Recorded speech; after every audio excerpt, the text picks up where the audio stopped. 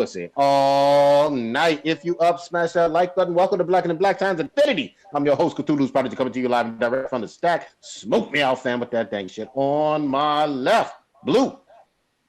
In the quotes of, oh God, what's his name? Cake Man. That ain't nothing but weekend ass pussy.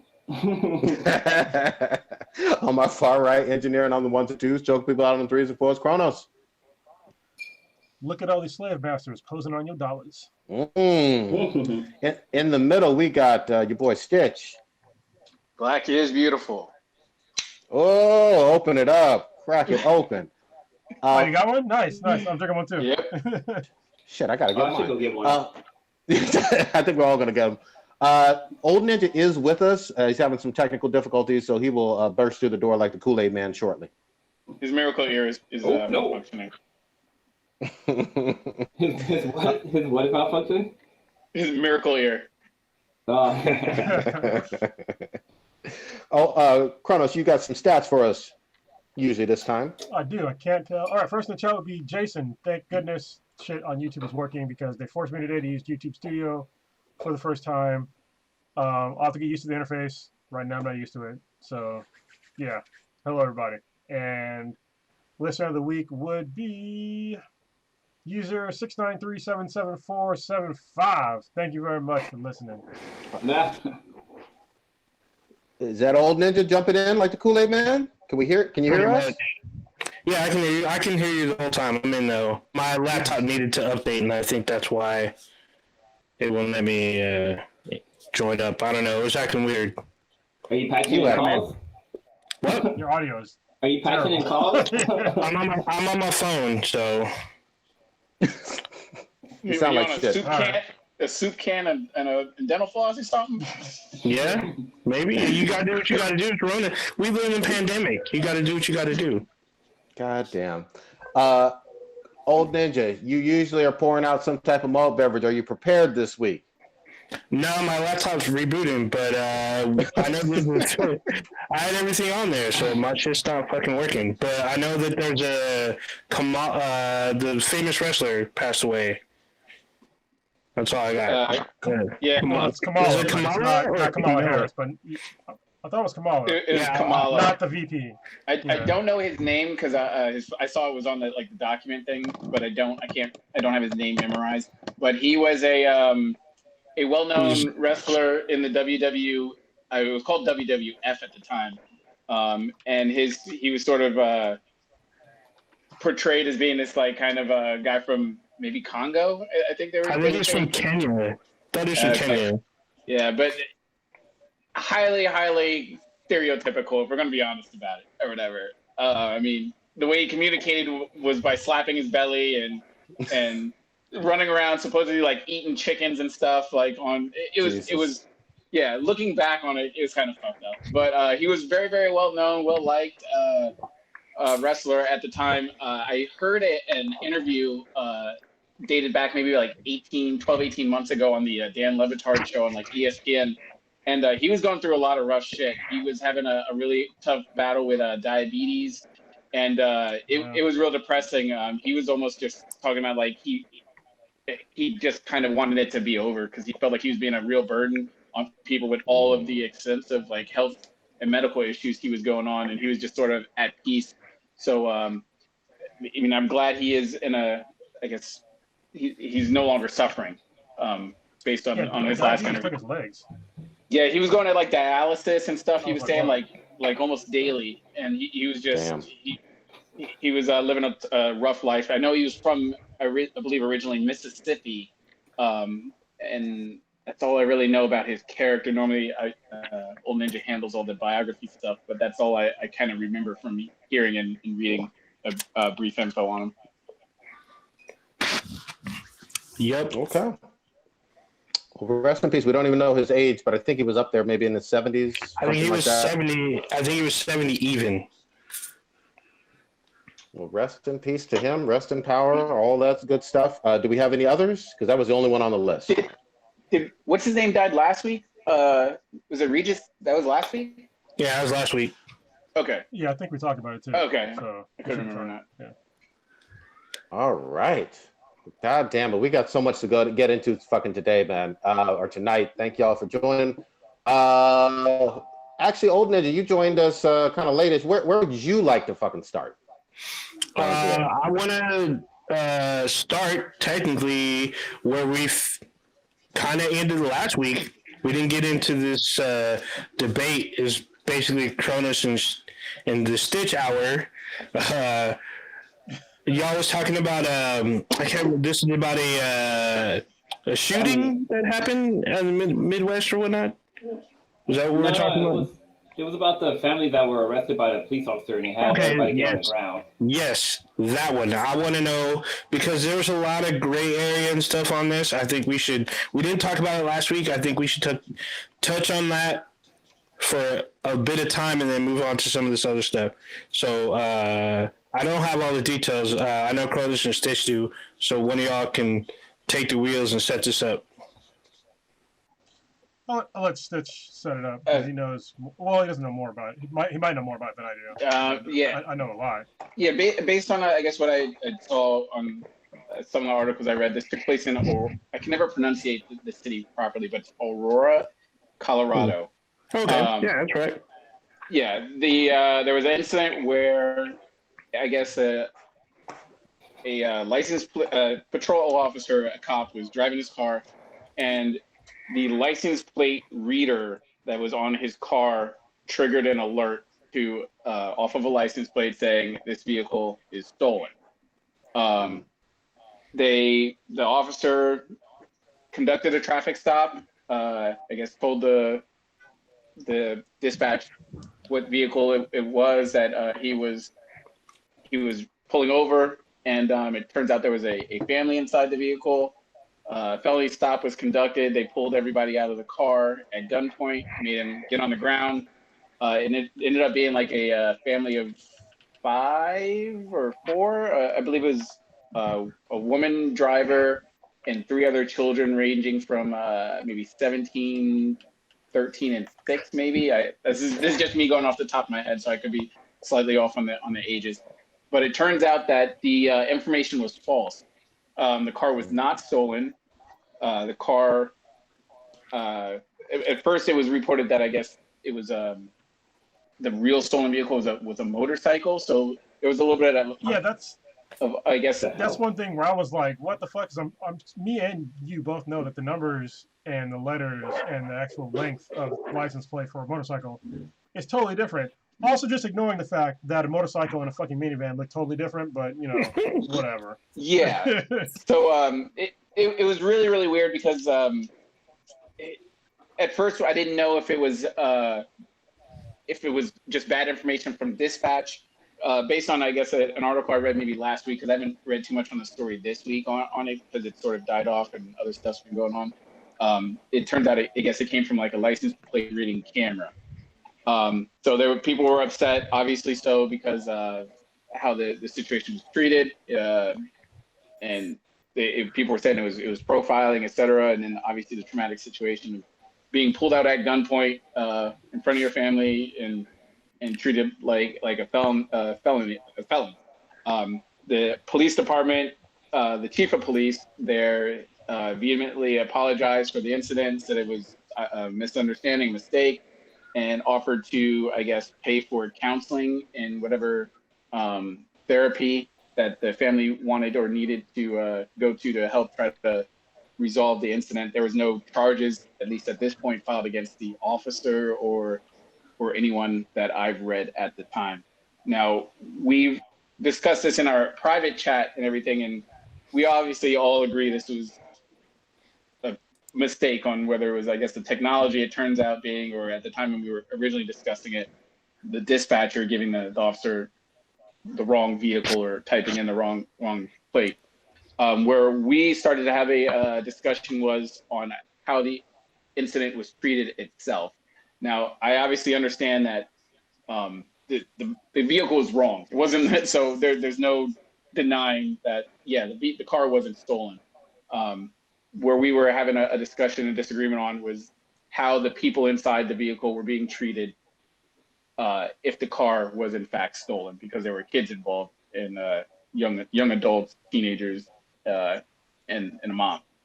So that's sort of like the encompassing, I guess, the meat and potatoes of that incident. And then we kind of had our difference of opinions on how the police handled the situation or would normally handle a situation if kids were involved in a possible stolen vehicle. Well, let's hear Kronos' take.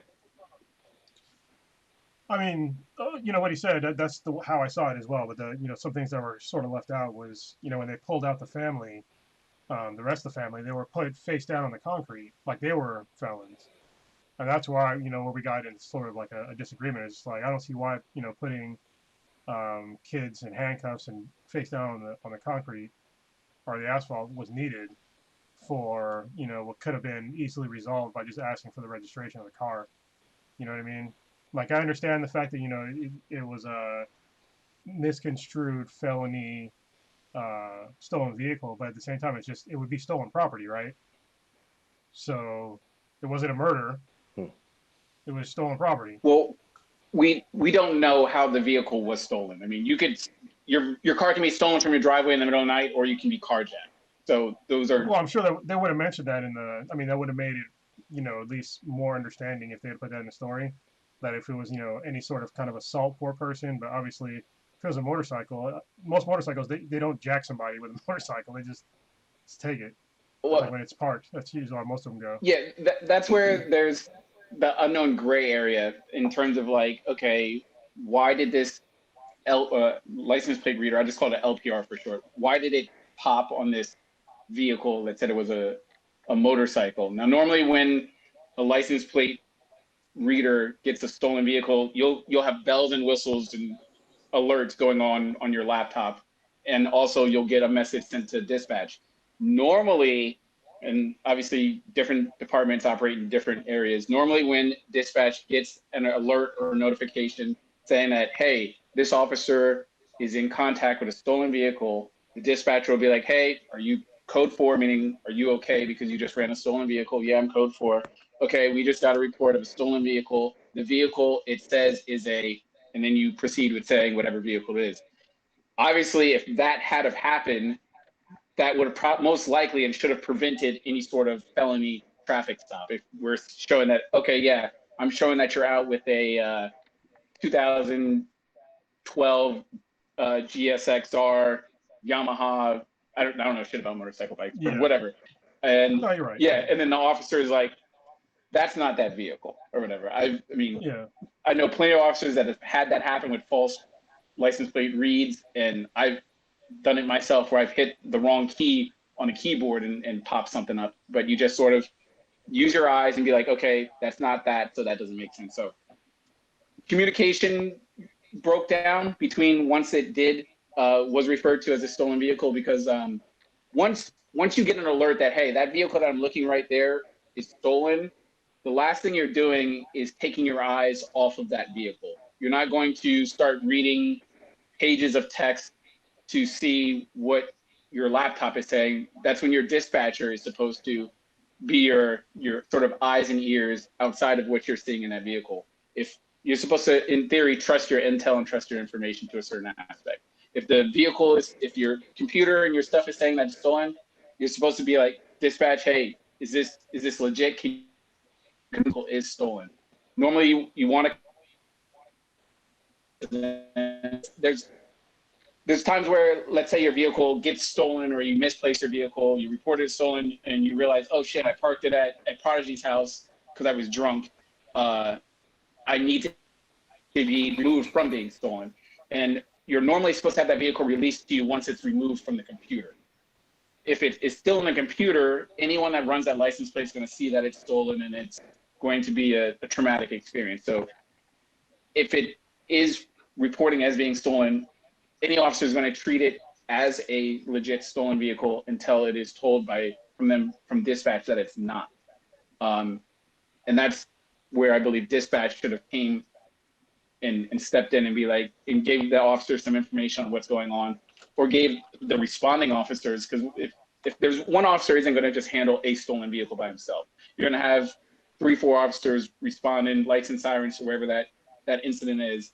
And dispatch should be giving information on who that vehicle belongs to. They should be able to see if it was a carjacking if the car is related to some sort of other violent crime, if it's a crime-spree vehicle, if it's involved in some sort of homicide, murder, or whatever. Dispatch should be giving the officer that information, because all that officer knows is that car in front of me is stolen.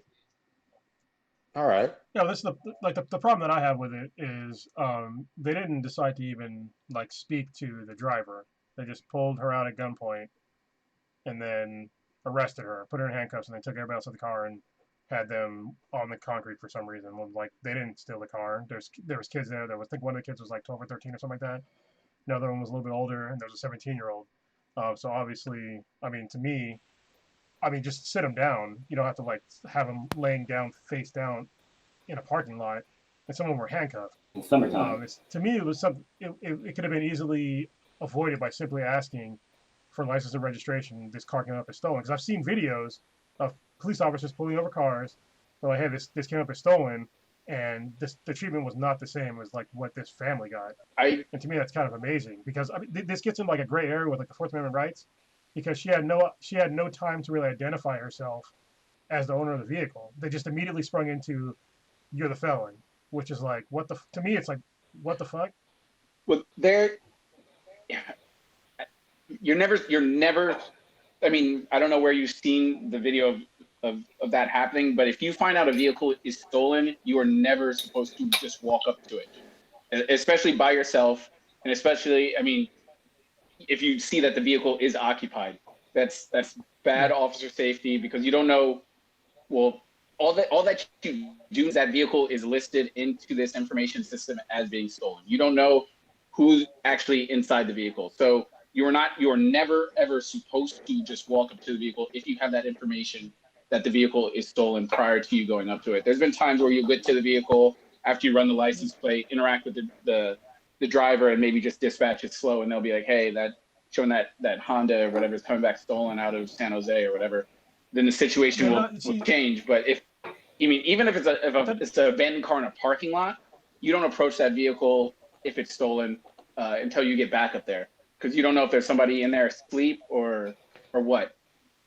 So, well, this is the strange thing for me, is that to me it's stolen property, and I don't understand why there's such an extreme response to stolen. If it's just stolen property and no sort of violence involved, why is there this like already escalated force towards stolen property? Well, you don't know how the property is stolen, unless you read it. That's why I specified. There's no other like aggravated assault or murder, or something like that. If it's just stolen property, why is there an escalation immediately? That's like two steps up for me. It's like, I don't understand why you would go in guns hot for stolen property. Well, there's no way to know how that property was actually received unless you actually physically read through a paper report. I mean, if someone were to pull you over, and let's say there's a PlayStation or a flat screen TV in the back of your back seat, all the officer could do is run that serial number and be like, oh, it's stolen. Okay, so maybe he stole it out of a vehicle. Maybe he just robbed his ex-girlfriend's house. I mean, all you know is that... It doesn't flag it at all. Like, so if somebody has like a warrant, or if they're looking for somebody that committed assault, it comes up as assault, right? Like if you run somebody's name... That's a name. And there's APB out for them. Right. It would say assault, right? For a person.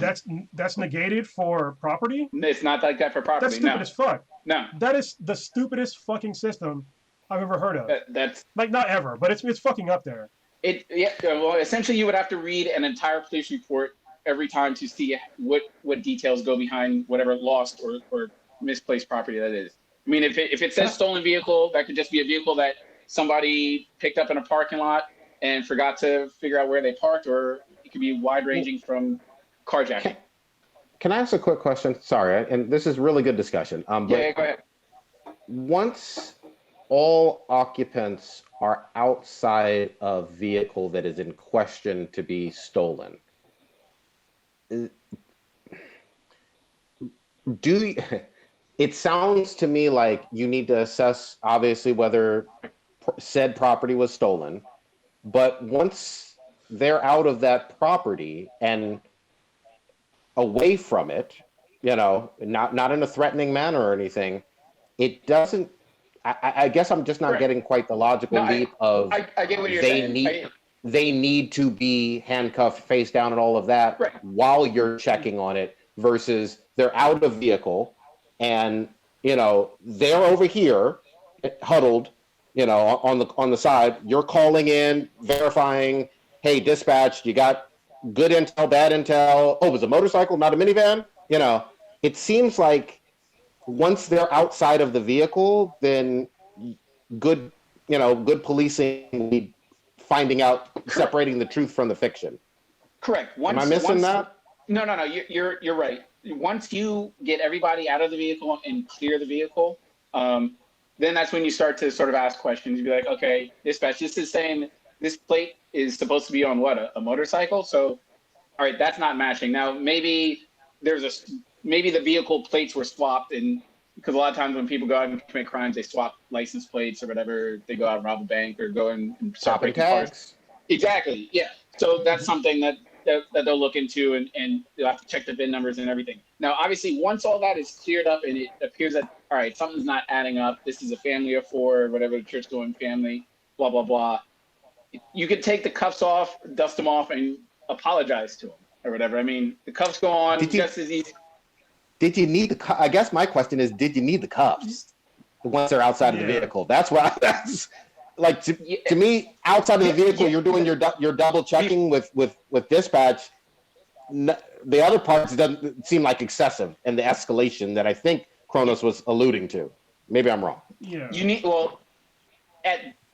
at that point in time, the first thing you need to do is you need to get the people out of the vehicle, and you need to make sure that nobody else is in the vehicle. So once you pull over the vehicle, if it is a stolen vehicle, you announce over your PA system, all right, driver, turn off the ignition, put your hands out the window, drop the keys out the car, open the vehicle outside with your hands. You need to make sure you see the hands. Driver, step back to me, walk backwards, blah, blah, blah, blah, blah. And you do that each person by person, till everybody is supposedly out of the vehicle. Once the driver comes out, of course, Sure. Not to downplay and be like, all right, you need to listen to her, and if she's saying it's not stolen, because you need to be safe. It could be Granted. stolen just because the driver says it's not my car or it's not stolen. That doesn't mean it's necessarily true. But Yeah, but you can easily it's easily rectified in this situation though, by just matching the person's name with the registration. Super easy. you do that At least to me. after you clear the vehicle.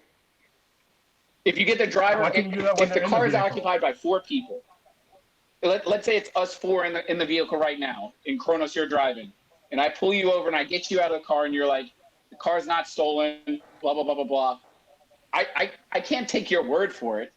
I got to get the rest of the people out, make sure that Prodigy isn't going to shoot me or Blue isn't going to shoot me, and we'll figure it out at the time. But once, That's the thing though. That's the illogical leap that I keep getting back to, is that you're assuming that the person is going to do some sort of violent crime when no violent crime has been reported against that person. a felony has been committed. That's the weird part for me. A felony has been committed because Obviously, it was not. It was not committed. well, it's still just stolen property. That's all it's coming up as stolen property. Well, that's the difference in terms of this situation specifically, because the officer didn't know that, and dispatch, I guess, failed in their communication. So that's why, like I said before, this is a little bit different because there was a mistake made. If this had been an actual felony, legit stolen vehicle, I would have had no issue with how that situation was played out. But you still need to properly detain everybody in the vehicle, make sure that the vehicle is safe and clear.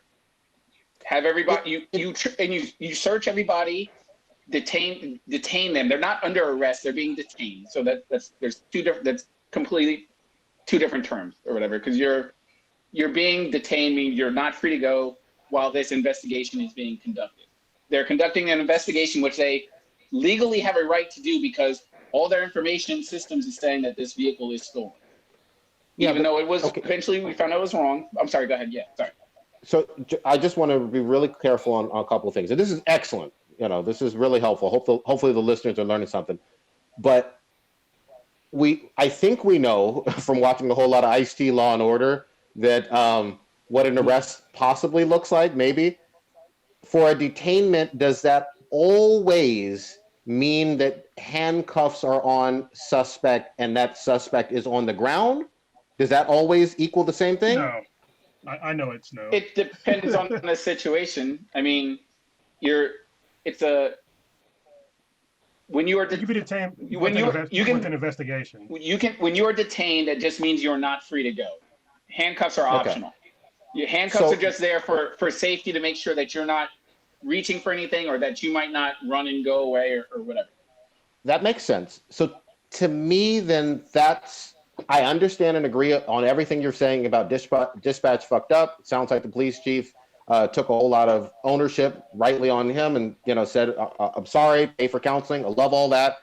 It sounds like at least for me, and I'm not speaking for Kronos, he's got his own takes on this as well, but where this guy fucked up the most, I don't have a problem with him even being removed from the vehicle while you do the investigation, but the aspect of detainment and escalation with cuffs and on the ground seems excessive when you're dealing with a family with young children, and it doesn't actually seem necessary to do your vetting. Well, that's the part just for me. to go further down the road. I mean,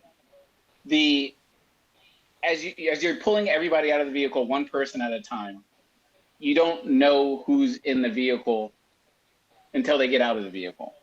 You see back of head, so you assume that there's maybe 4 or 5 people in there. Once they get out of the car, you're like, okay, that's a teenager. Okay, that's a 9-year-old, or that's a somewhere between 17, 21-year-old. I don't know this person. I don't know anything. Could they have a weapon on them? Who knows? Maybe. I mean, you don't. There's no age limit on being able to fire a gun and killing somebody. I mean, 13. Yeah. See, okay. So everything you just said, this is part of the problem. This is where it gets into.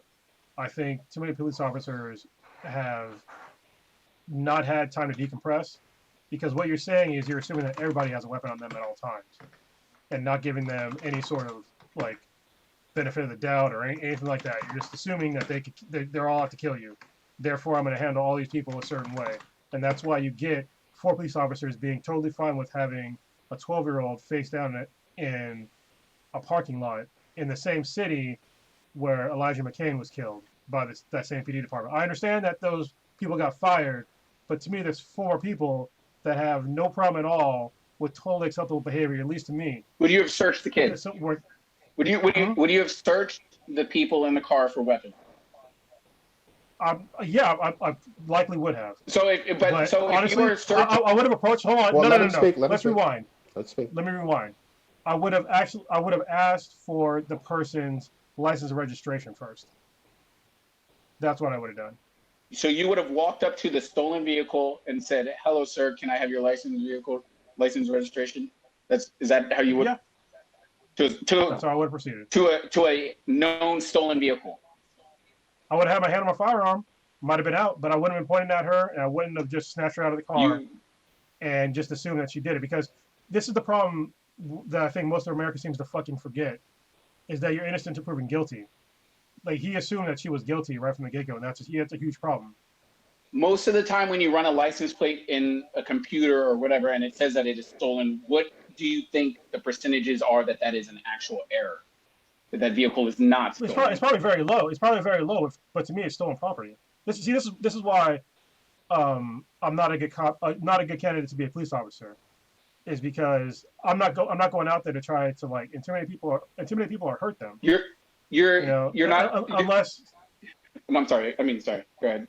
No, go ahead. You're laughing. It's all good. No, I'm not laughing. I'm saying you may not be going out there, but your goal is to make sure that you don't get a folded flag handed to your loved one and your family. No. The point is to protect and serve. That's what the point is, to be a police officer. Correct. Your main to come home alive at the end of each shift. Yeah. No, your job as a police officer is to protect and serve. That's your job. How do you protect and serve when you're dead?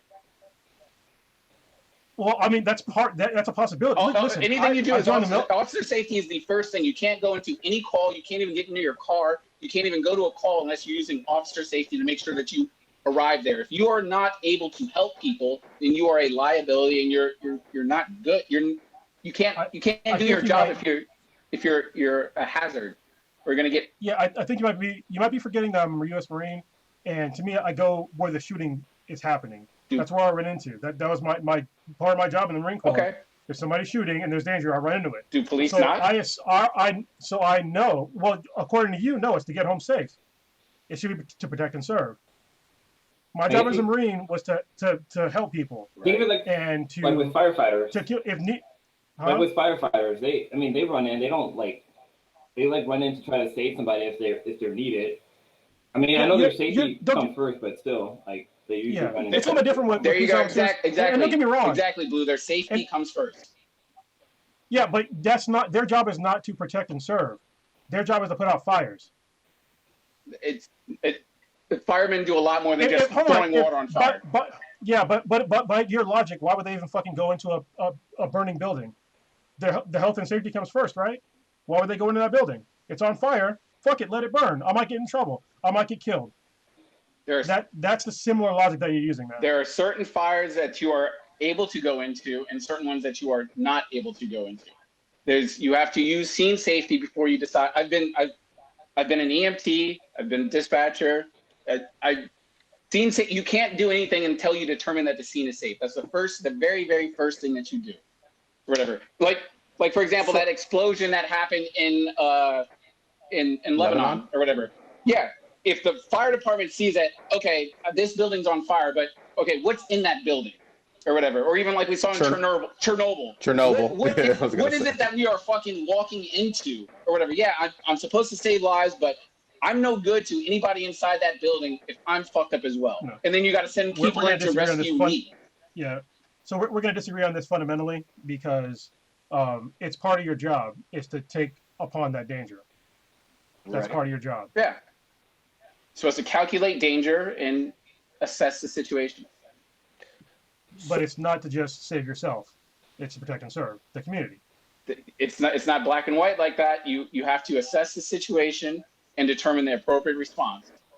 Well, you're the one who made it sort of black and white, so I'm kind of going to the other extreme. No, that's literally part of your creed. No. You have it's very. You said your job in the beginning. You said your job was to get home safe at night. That's what you said. You can change it now if you want. It's fine. No. I understand that it might not have been what you meant. You're not going to juggle words around. But as you I'm not juggling them around. That's what you said. Each call is different. There's no calls are exactly the same. So when I give a general statement of when you clock into the shift, your main goal and is in the back of your head is I want to go home tonight. I want to go home safe. I want to see my kid. I want to see my dog. I want to see my family, my loved one, or whatever. That's the main goal. You don't have that thought in your mind when you're walking up to a car or a traffic stop or somebody littering on the ground. Shit, I gotta go home safe or whatever. So let me have my gun out while I approach this person who is jaywalking or littering. Those are two separate issues. It's not binary like that. But when you are involving officer safety in high risk situations, when you are approaching a vehicle where everybody in your information systems is telling you, your computer, your dispatcher, and everybody's saying, yo, that car is stolen, it's hot. We don't know what's inside that vehicle. You're going to never walk up to that vehicle. You're going to have you're going to do whatever it is that is safest for you and the people inside. So having them exit the vehicle, hey, get on your PA system, use your tools. Get on your PA system to, hey, driver, exit the vehicle. What harm is it from telling the driver to get out of the vehicle rather than you walking up to the vehicle? There's a less chance of anybody getting hurt, whether it is the driver or you getting hurt or misconstruing what somebody is doing with their hands. That's not what the guy did. That's not what he did. He pulled her out at gunpoint. You're supposed. It's a felt. Like you said, this what situation. You just said was different though. You said using the PA. That's totally different. He pulled her out of the car at gunpoint. That's what happened. He dragged her out of the car, or he told her to exit the vehicle. He got her out of the car at gunpoint. He used his gun to get her out of the car. By giving her verbal commands and pointing his vehicle into a car that is known as stolen. Obviously, we found out after the fact it was. Hold on. Stolen vehicle. I'm sorry. Hold on. So, if what Kronos mentioned, and I don't know the story like you two, but if what Kronos mentioned is accurate, that seems like it's not a smart idea for either the officer or the safety of, there could be a hostage situation going on in that car. That seems unsafe to do versus what you just illustrated in terms of using your PA system and your tool? In terms of what? I'm sorry, elaborate on that, Prodigy. In terms of him going, it sounds like one of the things that you are not supposed to do is go up to the vehicle. And then another thing you are probably not supposed to be doing is going up to the driver's side, gun drawn, and commanding at gunpoint for said driver to open the, versus I think what was the smarter solution is what you mentioned previously about using the tool of the PA, of everybody, driver exit the vehicle, you know, license and registration, keys on the roof and all that. That sounds smarter to me. I did not see the initial traffic stop body camera video, so I don't know how the traffic stop transpired. The video I saw showed the people on the ground and the cops standing around being sort of lackadaisical about finding out what was going on and getting them uncuffed if they were not properly cuffed. I did not see any video showing the traffic stop or them getting pulled out of the vehicle. So before we say that they were dragged out of the vehicle or anything like that, I didn't say dragged. If I point a gun at you and I tell you what to do, I'm pointing a gun at you and telling you what to do. I didn't say dragged out of the car. Or pulled out. He pointed a gun at her and told her to get out of the car. He pointed a gun at her. I think one of the main problems I see. You should point your gun at it. One of the problem I see with this entire thing is that, so I'm watching a video and there's 4 officers on the scene, and yet like the family's already detained. Like, why are there so many officers there if it's just if it's a traffic stop? So apparently this guy must have had to call somebody in. So this could have been handled like completely different if they have backup. Well, it wasn't a traffic stop. It was a felony stop for a stolen vehicle. We later found out that was false. I want to make sure I keep saying that over and over again. That part ended up being found out as false. But at the time, when the information was given, all that we know is that is a stolen vehicle, and I see it's occupied by multiple people. So you're going to have just as many people inside the vehicle as cops, if not more cops, because you're going to bring more to the party than people are involved. Yeah. Like I said, I only saw what Blue said he saw in terms of like them just sort of standing around and everything. I have not seen anything showing how she was removed from the vehicle. And if I see something showing that he walked up to the vehicle, opened the door, and pulled her out, then yeah, that's bad officer safety, and I'll call it out. I see it.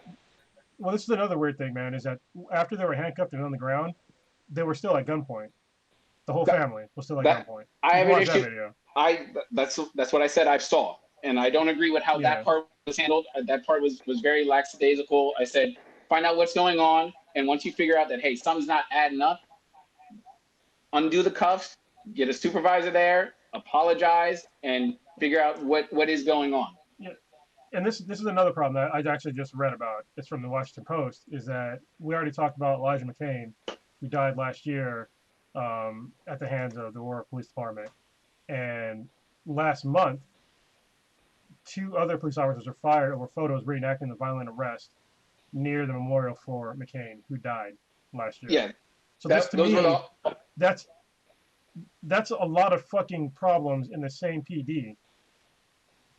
That was from what I had read, those were the officers involved in that actual incident. When the initial incident happened, which I have problems with that. Like, I'm not going to defend how that was handled, because I don't know. That was the first time I've ever heard of police officers being able to administer ketamine. That sounded fucking crazy as fuck. What the fuck? Yeah, so are you gonna get somebody high and shit? So fuck? When I was an EMT, the only drugs we could administer was oxygen and glucose, or help somebody administer nitroglycerin, and that was if they were having heart problems. But giving somebody an injection or a sedative, that is highly that shit ain't happening in any department I know. You can't even do morphine? No, paramedics can. EMTs can't. Oh, okay. I was about to say, because I got picked up by paramedics, and I had to get a lot of morphine one day. I was watching the news coverage about the pullover, and apparently the plate reader was read while they were parked in a parking lot, so they weren't pulled over. They were already stopped inside of a parking lot because the family was going to a nail salon, and at that point, 4 different cops had showed up to, I guess, to interact with the family, basically. So that's some other information that got dropped. Just to go back to the Elijah thing, that whole thing just is completely shit show or whatever. I'm not going to defend anything that happened with that. That I don't know what fucking procedures or operating manual that they have where they allow their officers to my best of knowledge, are only trained in basic life support care in terms of like CPR and Heimlich. Yeah. In terms of them being able to give like actual injections of medicine, that's seems highly problematic. Where'd they even get it from? That's so fucking weird. Mhm. What the fuck? I have no clue. But the chief of police, I guess, there came on the scene either during that incident or just after that incident happened. Then those officers involved were found on social media or something making fun of the incident in terms of like how he was choked or restrained or whatever, and then that chief of police fired those officers from the department. So I believe the chief handled that one well. I don't understand what's going on with their policy in terms of being able to administer medicine, but that seemed highly Fucked up. I think this was helpful. I mean, I can see things from a pretty robust perspective now. I still think that the escalation was a little bit excessive and unwarranted, especially with. Here's the thing: as a parent, 3 of us are parents. You know, when you talk about children being, handcuffed and face down on the ground for an error, that's not going to sit right with most people. So Summertime. yeah, exactly. Is fucked up error. All right. Y'all want to go to this? He did go. No, he's there. No, I'm here. Okay. We got Lego Batman up in the scene. Yeah, tiny bit. All right. Do y'all want to get into the VP stuff or? Yeah, boy. I think we should. It's All right. important. It's gonna be Set it up, old me and nigga. Stitch. It's gonna be me and Stitch in agreement again. Wait, in agreement? So, Maybe. so we have presidential candidate Joe Biden announcing his running mate. I mean, he's been teasing for like what, a week and a half that his running mate was going to be like female, or is it longer? A couple of months. Was It's it been months? It's been Fucking a couple stupidest shit months. ever. All right. Well, he made an announcement that Kamala Harris, the senator out of California, is his vice president choice for his running candidate. So there's been a lot of furor from some people. There's been other people who's been doing a lot of praise. First female, not first female. I'm sorry, but potentially. We may potentially get our first female vice president, but I don't know if y'all saw. Wait, what? What happened? Okay, never mind. No. Yeah. No, go ahead. No. I'm sorry, I misheard you. Did y'all starting off? Did y'all see what President Trump had said about Joe Biden's pick? I mean, I'm not surprised. The guy's an asshole. I mean, he's gonna say, even though I don't. Well, what did he say? What did he say though? Spoiler alert. So, I don't agree with it either. But He said it What was did he say? an insult to men, basically, for picking a woman as his female running mate. Where did you read that? That's not what I read or heard. Is that what you heard? No, I didn't hear what talking about men in general. Yeah. Yeah, I didn't hear that one at all. But So that's I the guess case. If that's the case, and he really did say something like to that nature, and like I said, I hadn't seen it yet. here, let me pull up He's just pulling pin on grenades right now. That's exactly what he said. So y'all keep it rolling. Let me see if I can pull up the exact quote because it's on my phone here. But I'm Well, pretty sure you said well- like a bunch of things. Yeah, but just for background on her, she is a person of color. She's half Indian. Mhm. Grew up in Oakland. She went to a HBCU out in Howard. Got her formal education there, and then also to Cal State School. I can't think of the name of the Cal State school she went to. She became the district attorney of Alameda County, and then also later the district attorney for the entire state of California, which is just kind of crazy to think. And I heard people explain it. It's like the only largest body of criminal justice outside the state of California with 38 to 40 million people is the actual United States Attorney General. So she's had the largest, I guess, Attorney General office position in the country outside of the actual federal one. She announced and ran for president. For a while, she was doing pretty decent in the polls, if I remember correctly. And then as it started to dwindle down, she kind of fell off and then resigned and et cetera, et cetera. Wait, are you talking about the presidential thing? Yeah, yeah. She was up there for a little bit in the polls, and then she dropped off.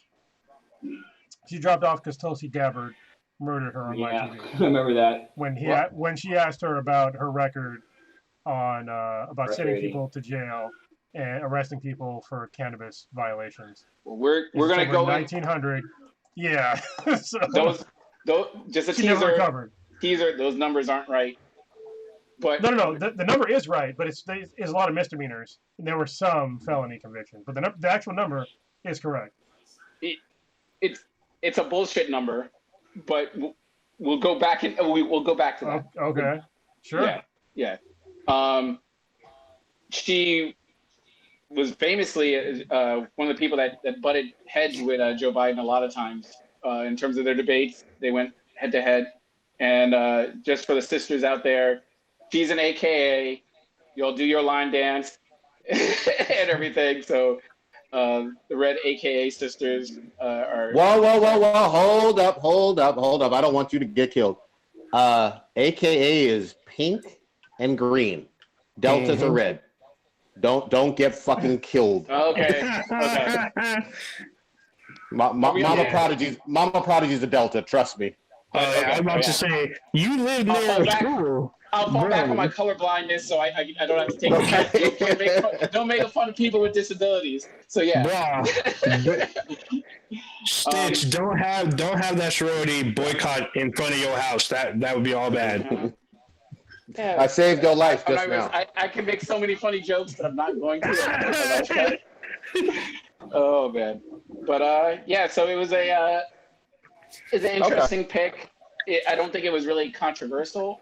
A lot of people were kind of predicting. It seemed like she was like the clubhouse leader in terms of like the odds, in terms of who he was going to pick. And before we get into some of the stuff, like I feel like I've been talking way too much, but I'm torn personally on her for a number of reasons. Mainly, there was a case that happened here in the Bay Area, 2004. One of my close personal family friends.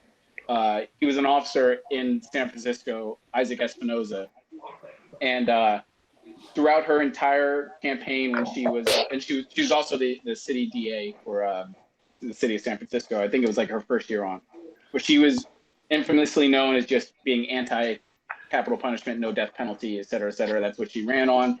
No excuses, everything. My family friend.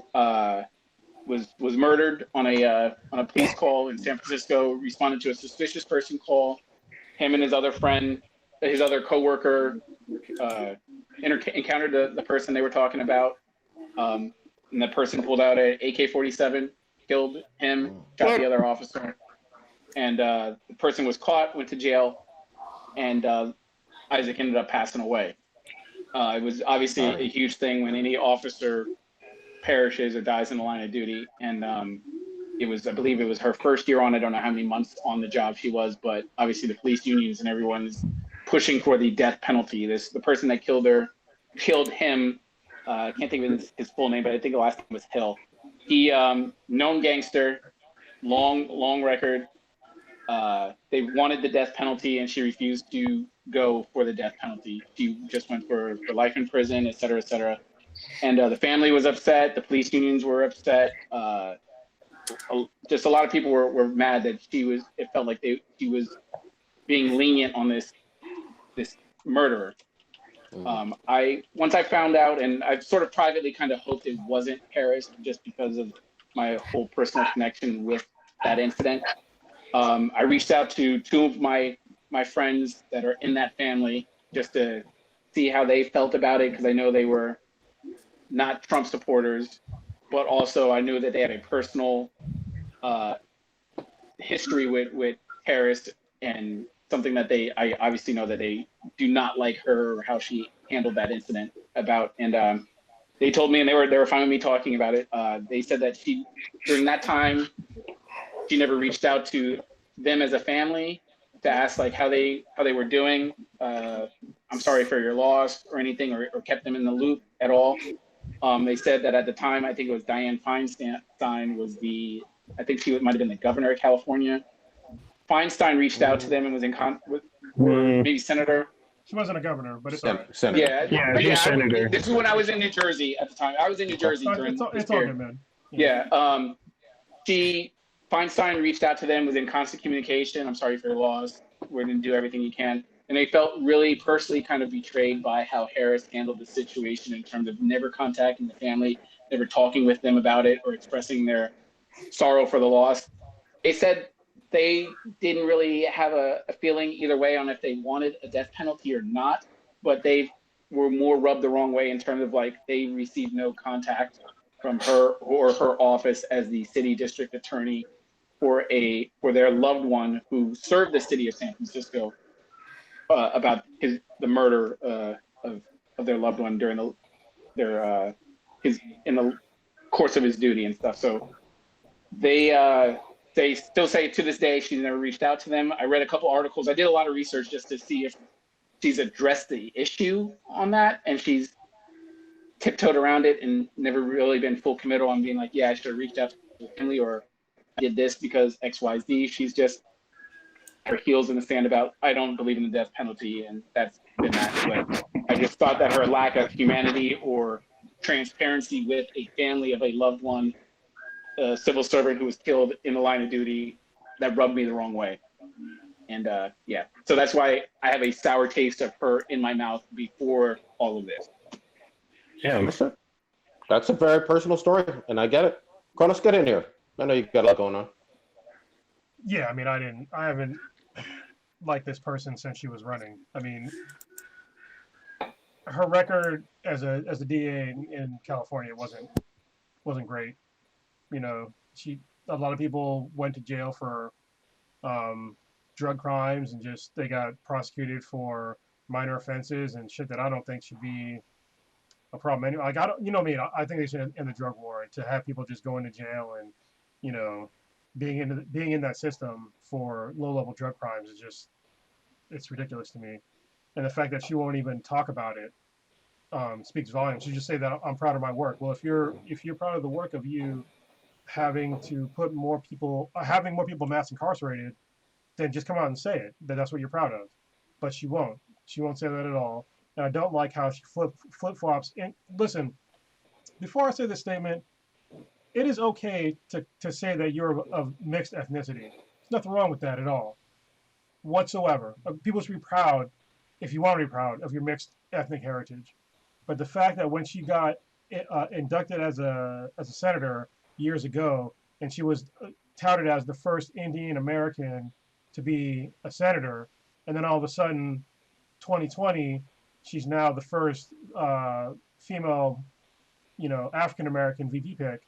It's just like, what the fuck? Like, what about all the, Indian American? When I say Indian, I mean like from India, not Native Americans. What about all the people that you inspired that were Indians that saw you get to the Senate?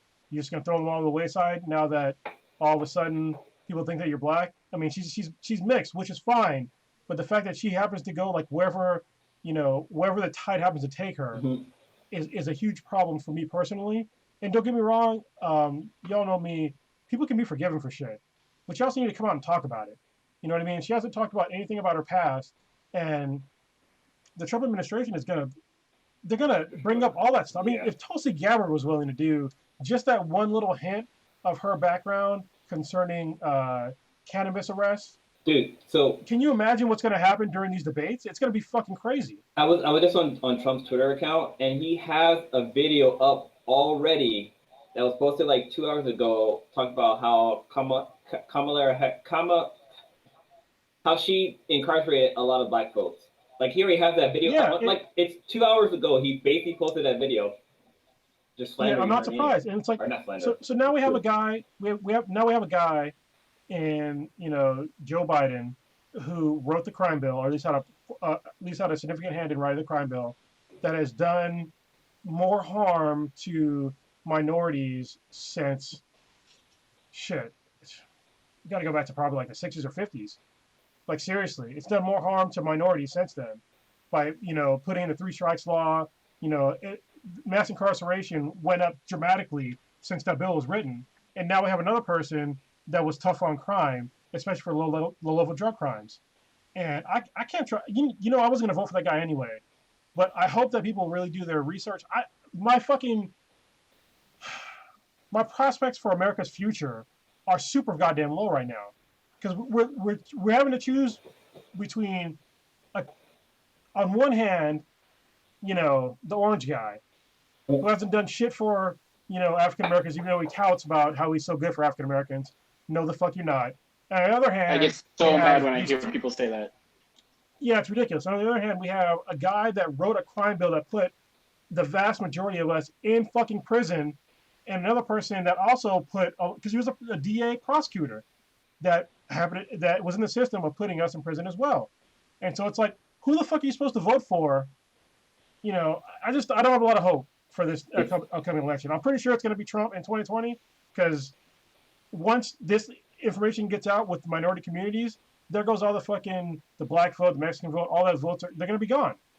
So for Joe Biden and Kamala Harris, it's a shame. All right. The numbers that, and I wanted to make sure I sort of led with that little personal story at the beginning, because like I said, I'm sort of torn on how I feel about her and everything. I did try to do as much research on her, like try to put that previous stuff in the past and try to see what it is that she's done since then, and et cetera. And obviously, Tulsi Gabbard and her had that big go at it on one of the primaries. And so I tried to do some research to find out what it was what actually is factual, what's being said, and everything. I read several articles, and the one that I'm sort of citing, I guess right now, is from the San Jose Mercury, November of 2019. It talks about her record in terms of like the marijuana convictions and everything. And it says that it cites pretty much Gabbard's claim on that. And it said it was very, very misleading. And when I read further in the article, the way they broke it down sort of explained it as this. During her time as a San Francisco district attorney from 2004 to 2010, there were 1,956 misdemeanor and felony convictions for either possession, cultivation, or sale of marijuana. Those numbers include non-primary offenses, which is the thing. What that means for those that don't really know, it sort of means that was not the primary charge in terms of like why you were arrested or you were convicted. It was sort of an added on charge. If you are arrested for whatever, let's say breaking into a vehicle or maybe domestic abuse or whatever, and that was not the primary reason that you were arrested, but let's say you also had weed on you and it was thrown in on your charging docket, that statistical number went in on your actual arresting sheet and went in towards the stats for that. So that number by itself seems a little bit misleading. Of those arrests that did happen involving primary offenses involving marijuana, 24% of the arrests for marijuana cultivation, sale, or possession ended up in conviction. And of those people during her 6 years of of her as a San Francisco district attorney of people that actually went to prison for marijuana convictions. In 6 years, 45 people went. That's not bad. That is not bad, and that's highly misleading in terms of like just. I'm not trying to attack you, Kronos, or anybody just citing those stats. No, I'm just saying that once, because 1900, that's a lot. I mean, what you said is fine in the breakdown. It can be considered as misleading, but there's also other things that she's done. Yeah. As far as blocking evidence, and there's a guy named Jamal Truelove who was left behind bars for 2 years, and she blocked him from getting out of jail. Well, there's like all kinds of fucked up shit that she did. Okay, I tried to read on that, and I can't. That does seem really fucked up, and I don't know the other side of it. But it just, I'm still trying to, I guess, understand the full story. I'm gonna grab the wheel. Hold on. You guys have gone back and forth on it. This episode should be called "I Am the Law." Yeah. So here's who I'll quote. Nikki Solis, the same day that the announcement came out about Kamala being the VP choice. Nikki Solis, for those who don't know, is the deputy public defender in San Francisco with 24 years, basically going against Kamala.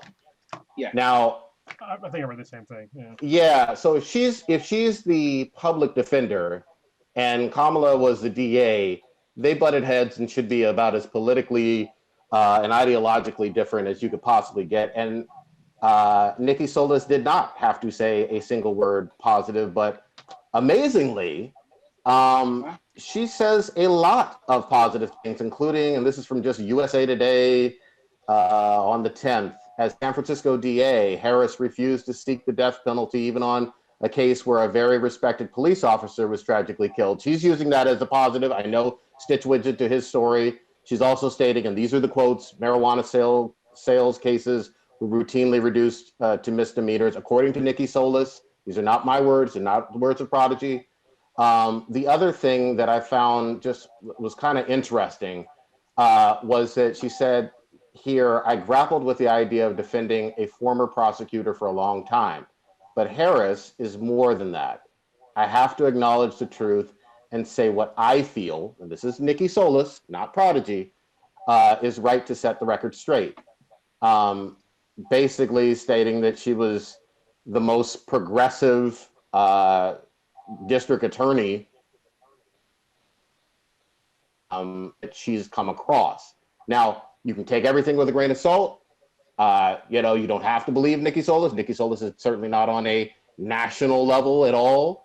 But I think that it's important to present that as someone who also knows the law and who's on the exact opposite side of her for literally over 2 decades, speaking very positively, frankly, about her record. I am not telling anybody how to vote. I want to be very, very, very clear on this, but I am going to repeat something that I've said on this show many, many times this year. This is going to all come down to whether you believe in the incumbent or not. And if you want the incumbent to be in there, then you vote for Trump. If you don't, then you get Biden. There is no other human being, barring someone dying or resigning, that will be in the White House in January other than one of those two men as the POTUS. Doesn't matter how anybody feels. It really doesn't. Yeah, and that's a fucking shame, because it's like, this is, to me, this got to be the two shittiest fucking options in my lifetime. Yeah. I want to say of all time, but I'm not that fucking old. So I mean, maybe old Ninja can tell us, but these are the two shittiest. I thought Hillary and Trump was bad, but I mean, Jesus Christ, this is even Bush ran worse. against. Who was it that Bush ran against in his Gore first. Gore and what was Kerry. Gore and Kerry. Yeah. Yeah.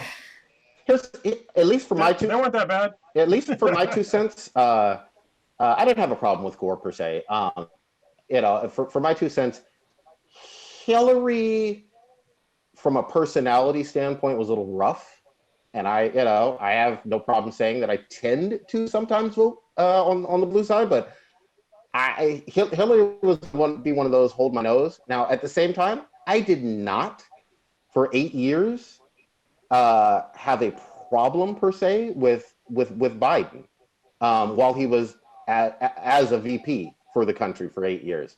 And I've also said on record on this show that had he ran in 2016, which I think he should have, I think he would have won. Now, obviously, the proof will be in the pudding this November, because it'll be head to head against Trump.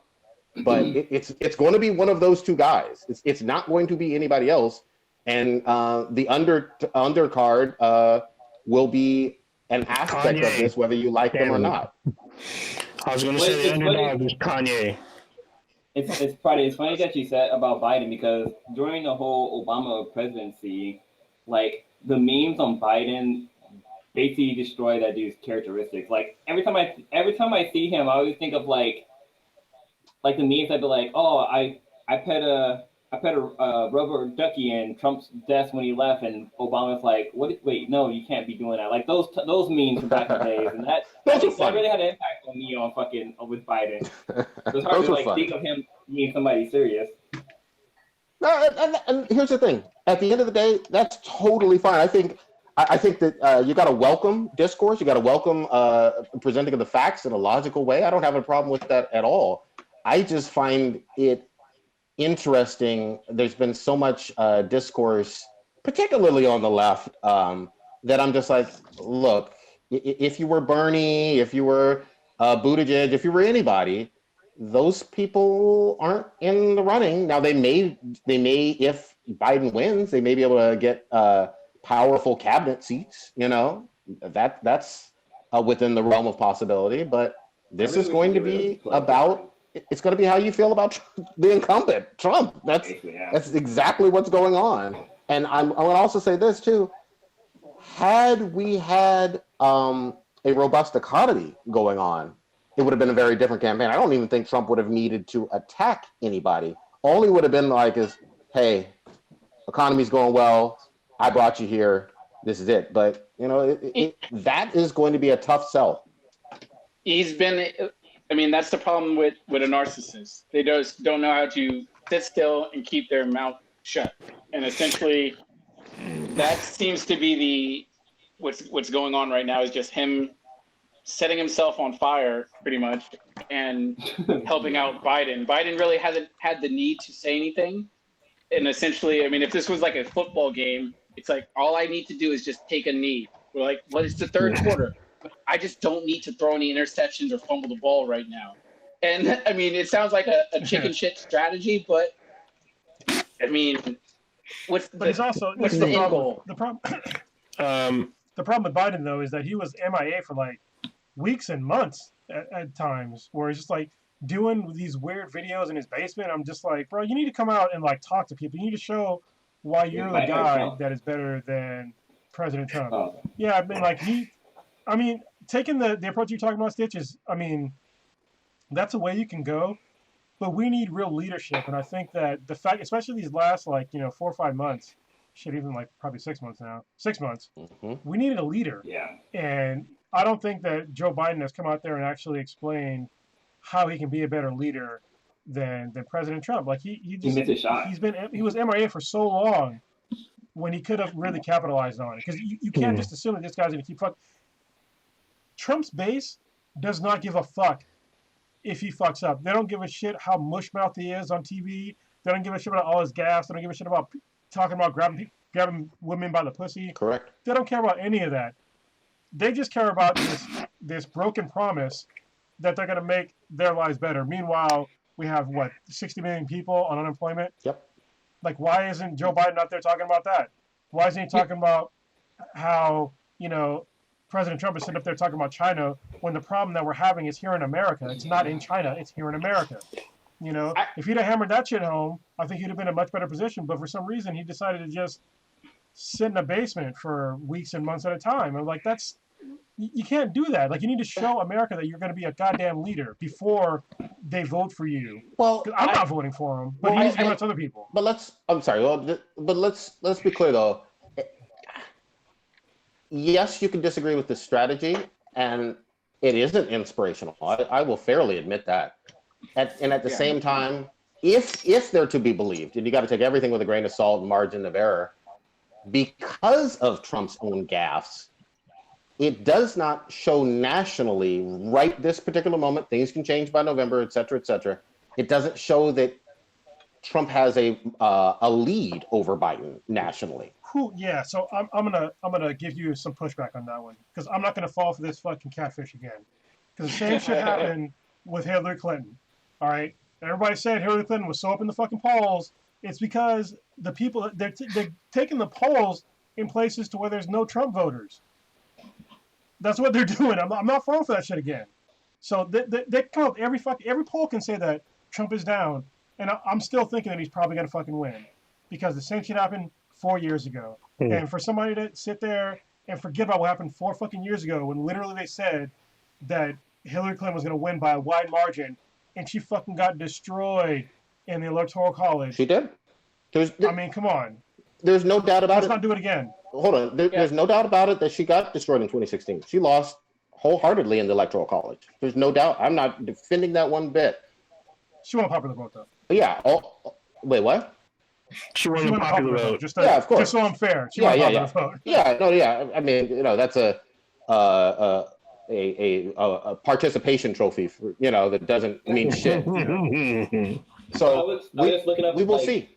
Ages. I was looking up because I know Joe Biden is 77 years old right now. 77 years old. That's fucking old. Trump is 74.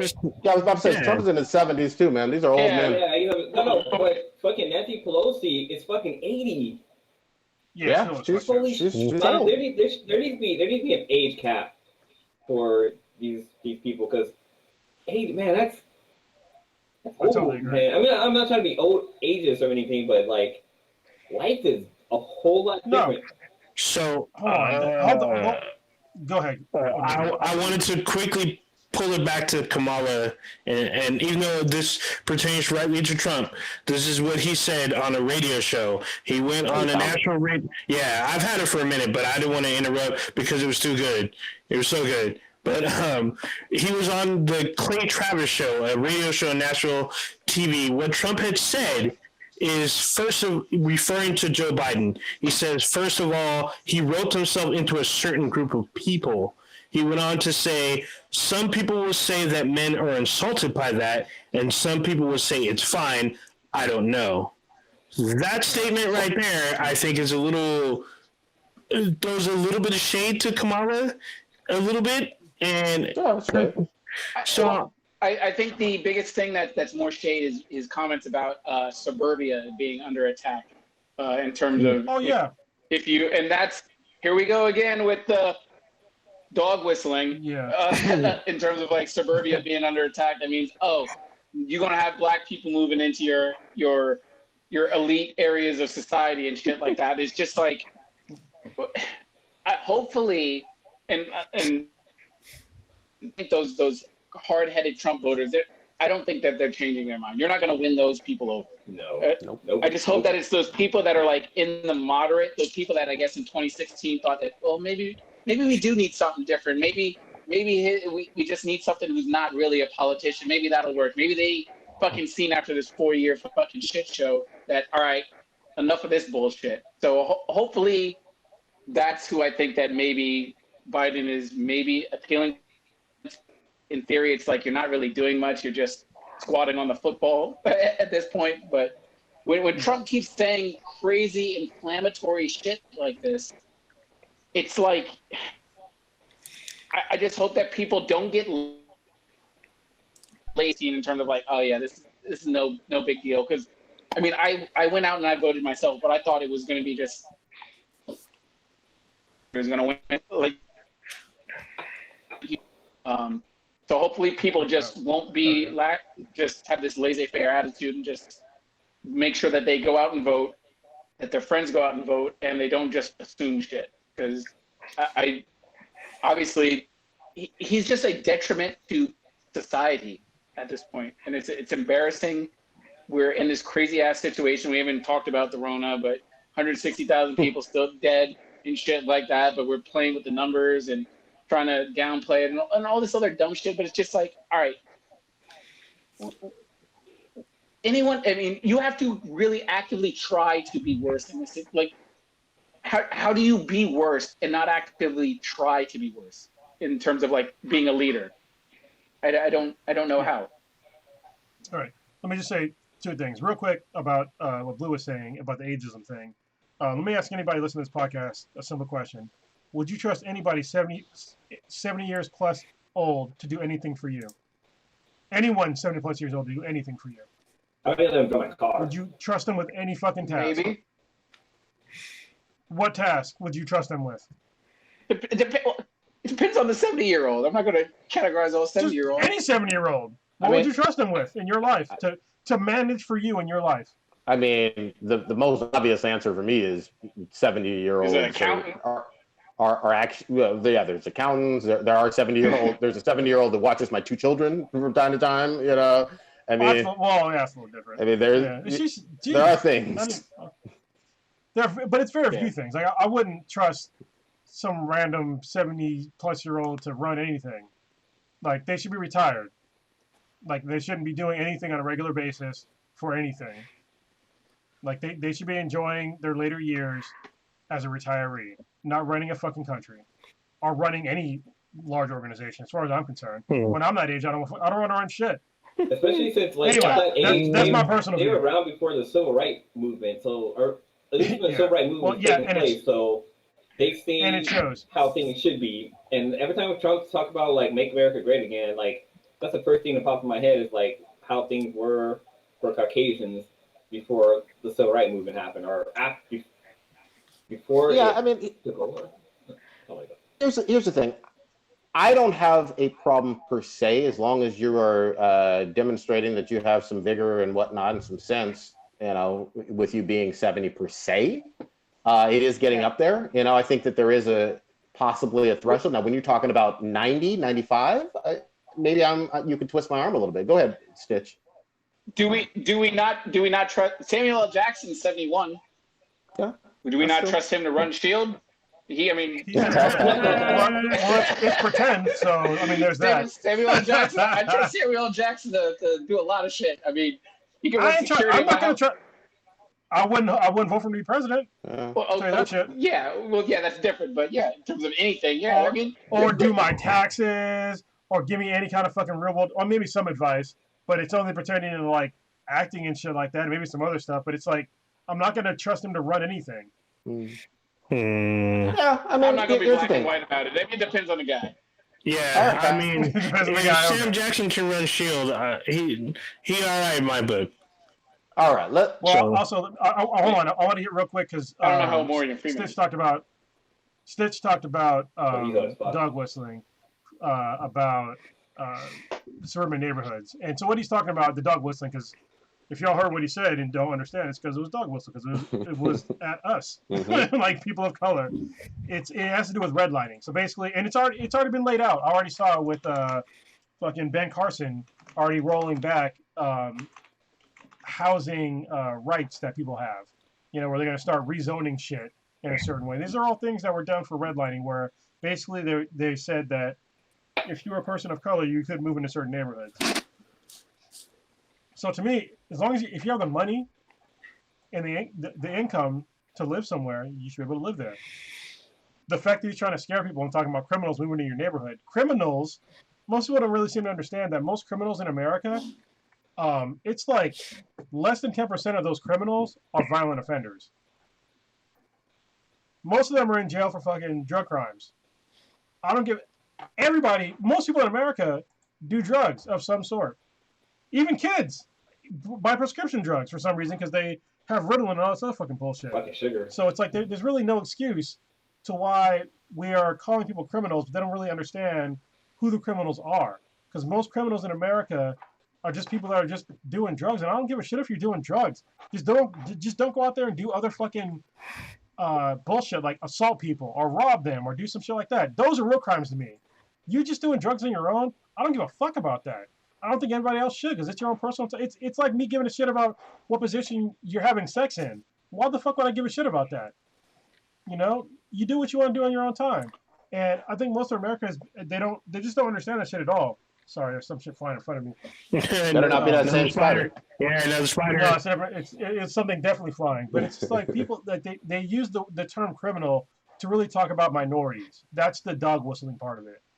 And the fact is that most people that are actually criminals ain't doing the kind of crimes that you're thinking about. All right, they ain't out there fucking raping your fucking women.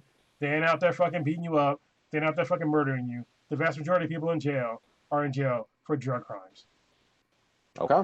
Before we change subjects, one of the cool things I did see about Kamala Harris was that she officiated the first same-sex marriage in the state of California after, I think it was Prop 13 that That's cool. Yeah, so I thought that was an interesting fact. I was like, I had no idea she was, I guess, there for that, and she officiated the first, I guess, gay wedding. So I thought that was kind of pretty cool for her to sort of do and be involved with or whatever. But like I said, that's a really that's a really good civil rights thing to push to be a part of. I'm cool with that. Yeah, like I said, I got my negatives on her. I got my things on the fence about. So, like you said, just because the person's black doesn't mean we're all gonna fucking vote for her or whatever. That's why I have a lot of people beefing with this whole, oh yeah, Kanye's gonna take the black vote. Like, give us some credit. Yeah, no, he's not. Yeah, he doesn't. He believes slavery was voluntary. Yeah. I mean, come on, man. Like, are you fucking serious? Well, he might be He under talks shit about- investigation. Yeah, Kanye might be under investigation because I guess whoever he had doing his signature thingies, I guess a lot of the signatures they received have been considered to be fake. Yeah. And there might be some investigation on all that stuff. The So Mickey Mouse thing. yeah. And I guess real quick before we go to some nerdy shit, and we'll just table it for a different day in terms of like in depth on it. Where do you guys stand on, I guess, the death penalty in general? Are you guys pro, for, or whatever? Who wants to start? You start, Stitch.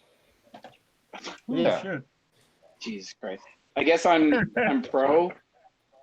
Okay. Pro, but I'm not a hard, fast pro, case by case, but use it in extreme circumstances. I will say I have flipped and fucking flopped on this probably all of my adult life. Right this moment in mid 2020, after both of my kids being around and everything, I'm going to say I lean towards being against it. But I will say my arm it's not a hard against, my arm can be twisted in some really extreme circumstances where somebody got to die, and maybe the world government needs to take that person out. So that's where I am. I know that sounds kind of wishy-washy, but that's my take. Yeah, I'm gonna Old get ninja. back off you too because I'm that way too. I've been flipping, flopping back and forth with it too, and like I think if the crime was something like and shot out the school and like the evidence and stuff is there, like okay, I might be for a death penalty. But if it's something like you're not sure if you did it or not, and this and that, like yeah, the death penalty, you might be killing an innocent man. That's when I'm like, that's not cool. So I think it depends on the storyline. If the evidence is hard facts, but still, again, I'm still kind of against the death penalty. But then again, it's also like, if they did it and it's for sure, then yeah, you got to go, basically, yeah. Go Ninja. So, you guys are aware who Ted Bundy is, right? Oh yeah. Yep. You guys are aware who Timothy McVeigh is, right? Clearly. Yes. Oklahoma City bomber. So those two people were people who were tried, convicted, and were served capital punishment. So in that respect, I am pro death penalty because some of those people like that, they truly need to be gone. However, like Stitch was saying, case by case, there are people who are on death row for like robbery, maybe robbery, homicide, but I think maybe life in prison, depending on the situation, the evidence or whatnot, may be better. But there are some people who truly need to go, especially in my point of view, people who hurt children, like they either molested a child and then butchered them and did it multiple times with other people's kids, but yet they do 20, 25 years. Those are the kind of people I think deserve to be, sitting in the chair, getting the IV or getting the shot, or in some cases, bring back the firing squad, I say. But, like again, case by case basis, but I have to say I am for, capital punishment. Kronos. All right, so yeah, I flip flopped on this a little bit as well. It's a difficult subject because you're killing somebody for killing somebody. Can you tell them that killing is wrong? Yep. You kill them. It's just like, like logically, it's fucking it messes with me. Mm-hmm. But yeah, I think that there needs to be a more preponderance of evidence when it comes to the death penalty. That's a legal term. Stitch can tell you about that more than me. And I think that right now the evidence is set a little bit too low as far as I'm concerned. But there's also times where when somebody did it because there's like video evidence or multiple eyewitness testimonies that are unrelated eyewitness testimonies. Because the eyewitness testimonies can be fucked up too. Yep. Stitch can tell you about that as well. Of course. We will see my cousin Vinny. Oh yeah. To you. With What's a you? with that being said, I would like to take the George Carlin approach when it comes to assholes that like to murder, rape, and do violent crimes. And it's to take a small portion of America, you wall it off, and then once every year, you have a small opening that opens up, and one person can get it out, can get out of that place. If they can manage to get out, then they might be set free, maybe. Yeah. But usually they just all kill each other inside this small area, and you make it a TV show, and you make it a pay-per-view. That would help out And the that way economy. you make money, and you give back to the community. Yeah. Jason. I'd pay a lot of money to chat. watch that on pay-per-view. So Jason in Yeah. chat said that when they asked Polly Klaus' dad if he would watch the execution of his daughter's murderer, he said, "I would bring a bottle of wine." There you go. Yeah, I mean, listen, like if I saw somebody like murder my kid, Oh yeah, dude. Yes, I would. I mean, I'm not waiting for a death penalty. I would. And if I go to jail, I'll go to jail. Like I'll accept the. This is what's fucked up. A couple years back, this was like 3 or 4 years ago. There was a guy. You can look it up right now. I forget the guy's fucking name, but it was a child molester that went to jail, and he got put into the same cell as some other guy, and the guy kept talking about molesting and then murdering this kid. And so the other convict that was in jail, not a child molester, not a child molester at all, he kept telling the guy to shut the fuck up. Mm-hmm. And he's like, if you don't shut the fuck up, I'm gonna beat your ass. And so the guy wouldn't shut the fuck up, and the guy he fucking murdered him. Like literally, he's like, if you don't shut up, I'm gonna fucking kill you. And he did. Like literally, he beat him up until the guy was unconscious. Then he took off the other guy's shoelaces and then choked him to death. God damn. And in that instance, I'm just like, They're done and all done. right. And Yeah, done it. he talked about it rationally. He was like, listen, the guy wouldn't shut the fuck up about doing these things to kids, and fuck that guy. Fuck In the interview, and then when he got put on trial again, he's like, I understand what I did was wrong, but it needed to be done. And I cannot find fault in what he was saying, because if I'm stuck in a cell with a guy that I knew raped and killed a kid, it's like, can I live with this person in my cell? Like, what the fuck? Yeah. Like, I know I'm in here for drug charges, but I'm about to get away with it. Yeah. Yeah. Yeah. All right. Let's switch it up. Let's switch it up. Because But actually, we could. before Something happier, switch it please. up. While we're switching Okay. up, I just want to bring up the black elephant in the room, and that is the Black is Beautiful beer. That's the best one. Damn. Yes. I was So, getting my um, second one. I just finished my first. Yeah, so Wait, which one do you guys have? he's got the one from Ghost the Town. one I picked up from Ghost yeah, Town? from Okay. Ghost Town. Yeah. So Ghost You gotta Town get those here from in Alvarado. Oakland had released their version of the Black is Beautiful beer. And one cool thing about this beer is that there's one That's brewery not the in, Ghost Town one. no, I'm just saying, like the one in Texas, or the company No, in but Texas. the one you're holding is not the Ghost Town one. No, I know. This one's the Okay. Alvarado Street one. Alvarado, yeah. But I'm just saying, like, so it was Friday I picked it up. So Friday I literally went to Ghost Town Friday. Brewery, and I picked up beer for the whole crew, basically. Thank you. And Thanks. I didn't know that there were different versions of this beer. Like I just thought like, okay, there was one recipe and that was it. And that was the recipe that it's called West Winterfield Souls down in Texas. They're the one that Weathered created- Souls. Hold on, it's called Weathered Souls. Weathered Souls, because the guy that is the brewer there, he's actually in our group, the Brothers in Craft Brew. Yeah.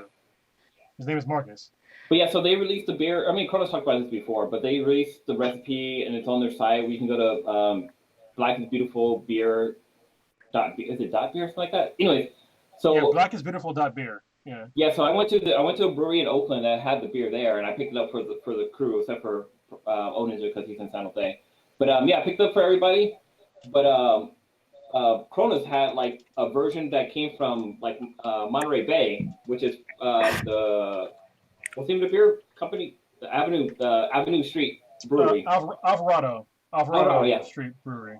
Yeah, and so the one that you get originally is just an imperial stout, but this one's an imperial stout with cocoa nips and vanilla beans, and it's a 12.5% alcohol by volume, and it's fucking delicious and super strong, and it's so easy to drink and get fucked up like real quick off of one can.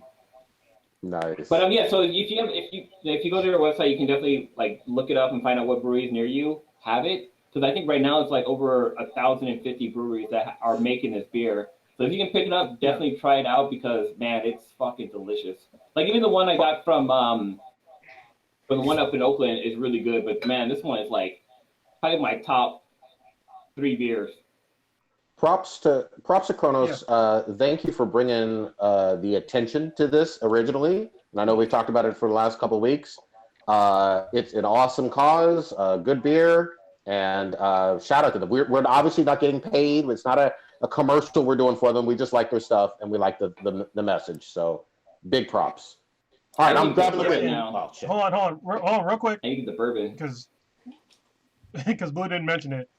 Is that when you buy this beer, all the proceeds go towards civil rights movements or the ACLU, which is a civil rights movement, but it goes to civil defense funds. If you read the actual can, it should tell you where it's going to. Usually it does. This one just says brewed to support justice and equality for people of color. So if you go to the actual, if you go to Ghost Town Brewery and this is the one I just drank, and you look up their Black is Beautiful on their website, it'll tell you exactly what charity that they're giving all the proceeds to. And sometimes they're local, sometimes they're national, but it's really cool that they're all towards the same sort of movement.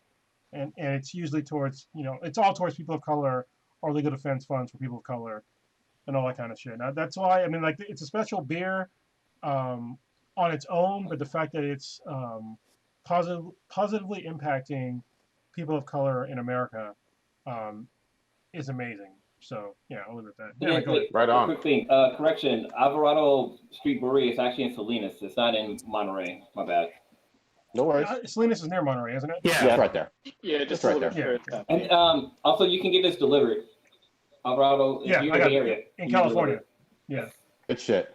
We are all of a certain age, goddammit, especially old Ninja. He is an old fucking fuck.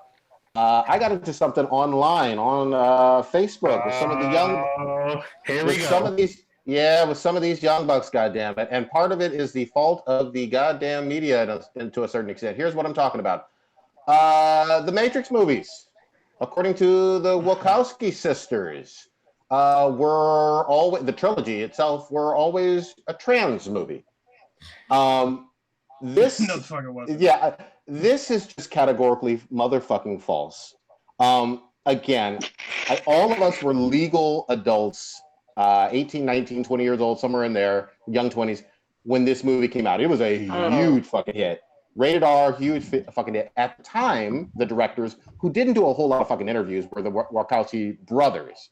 But there's no trans scenes in this movie whatsoever. The movies in the 90s that were trans movies would be like Boys Don't Cry, To Wong Fu, Thanks for Everything, Julie Newbar, whatever, and then The Crying Game. Those were trans movies. The Matrix was not. There's only literally one character in the whole entire movie that I would consider not even not straight. Only one that I would consider not straight. Maybe two, but in the first movie, definitely only one. It was the chick with the white hair, which is like maybe she's probably not straight. Yeah, okay. But that's the old. Yeah. That's it. That definitely back then, like there was no hint to a trans person. There was no nothing. Then we kind of like try to retcon it. It's like no, you dropped no hints. You did nothing. This was not a trans movie At all. I don't, and I have no problem with I don't have a problem with trans movies, but like for you to sit there and say like years later, like 20 plus years later, is it 20 plus years? I don't Yeah, know. it came out in '99. About 12 years, yeah. So I watched it. I watched it. I was in the Marine Corps. I was in 29 Palms. That's all I remember because I drove to like Ontario to go watch this movie. That's And I hella was far. fucking blown away. Yeah, I was blown away. That was the nearest decent movie theater where I was at. I was blown away Why wouldn't, by this movie. why wouldn't you drive to San Diego if you had 29 pounds? Ontario is closer than look on a map. Bro. I saw the map. We drove by it. So depending on Don't get sidetracked. Don't get sidetracked on geography. So I'm I gonna lived ask there. a question that So- obviously you've been getting drilled on or whatever, and I have no skin in the game at all or whatever. But I saw somebody ask it to you, and I started dying laughing. I don't know if I was driving a car or whatever, but I was dying laughing. How are you going to tell the people that fucking created the movie what the fuck they did with that? Because God forbid the tables were turned on some shit. Yeah. And be like, yo, yeah, Black and the Black times infinity. Yeah, y'all didn't create this podcast or whatever. Y'all created it for X, Y, Z. I don't So here's care the deal. if you guys created it. This is what y'all did. Y'all full of shit. Like that's kind of like head tilting. I'm glad you said that. Yeah, easy. I'm glad you said that because here's the thing.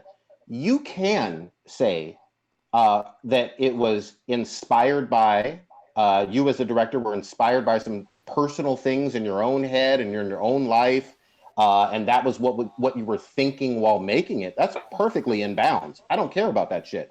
What you won't do is tell me the movie was this. What you won't based do. on hold on. Based on the fucking fact that there's no scenes, not a single one.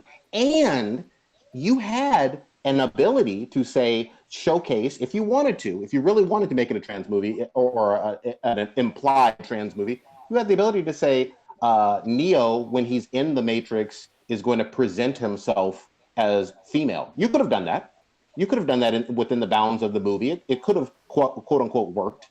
That did not happen. There are no trans scenes in the movie. So that's why I'm not going to let you say that it was a trans movie, because there's no trans dialogue, there's no trans scenes, there's no trans actors. Come on. Like the only thing I can think of that would make it be trans is that Neo wasn't comfortable in his own body, but when he was outside of the Matrix, he had the same fucking body, so that didn't make any goddamn sense at all. So that part didn't make sense.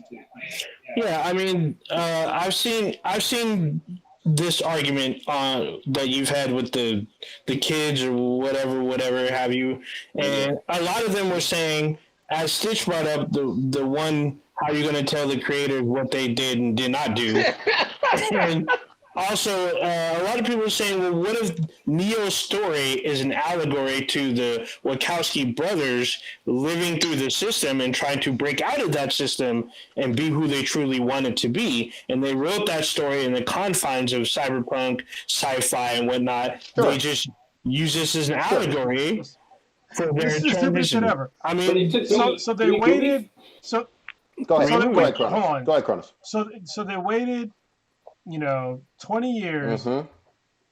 and then also years after they both became trans, because they didn't both become trans at the same time. It's like one of them became trans first, and then I think a year or so later, the other one became trans, which is totally fine. I'm totally fine with the trans community. Everyone wants to be trans unless you're a kid. That's where it gets weird to me. But only because I don't think that kids should have any sorts of hormones introduced into their bodies below a certain age. When you're an adult, do whatever the fuck you want. If you're an adult, do whatever the fuck you want.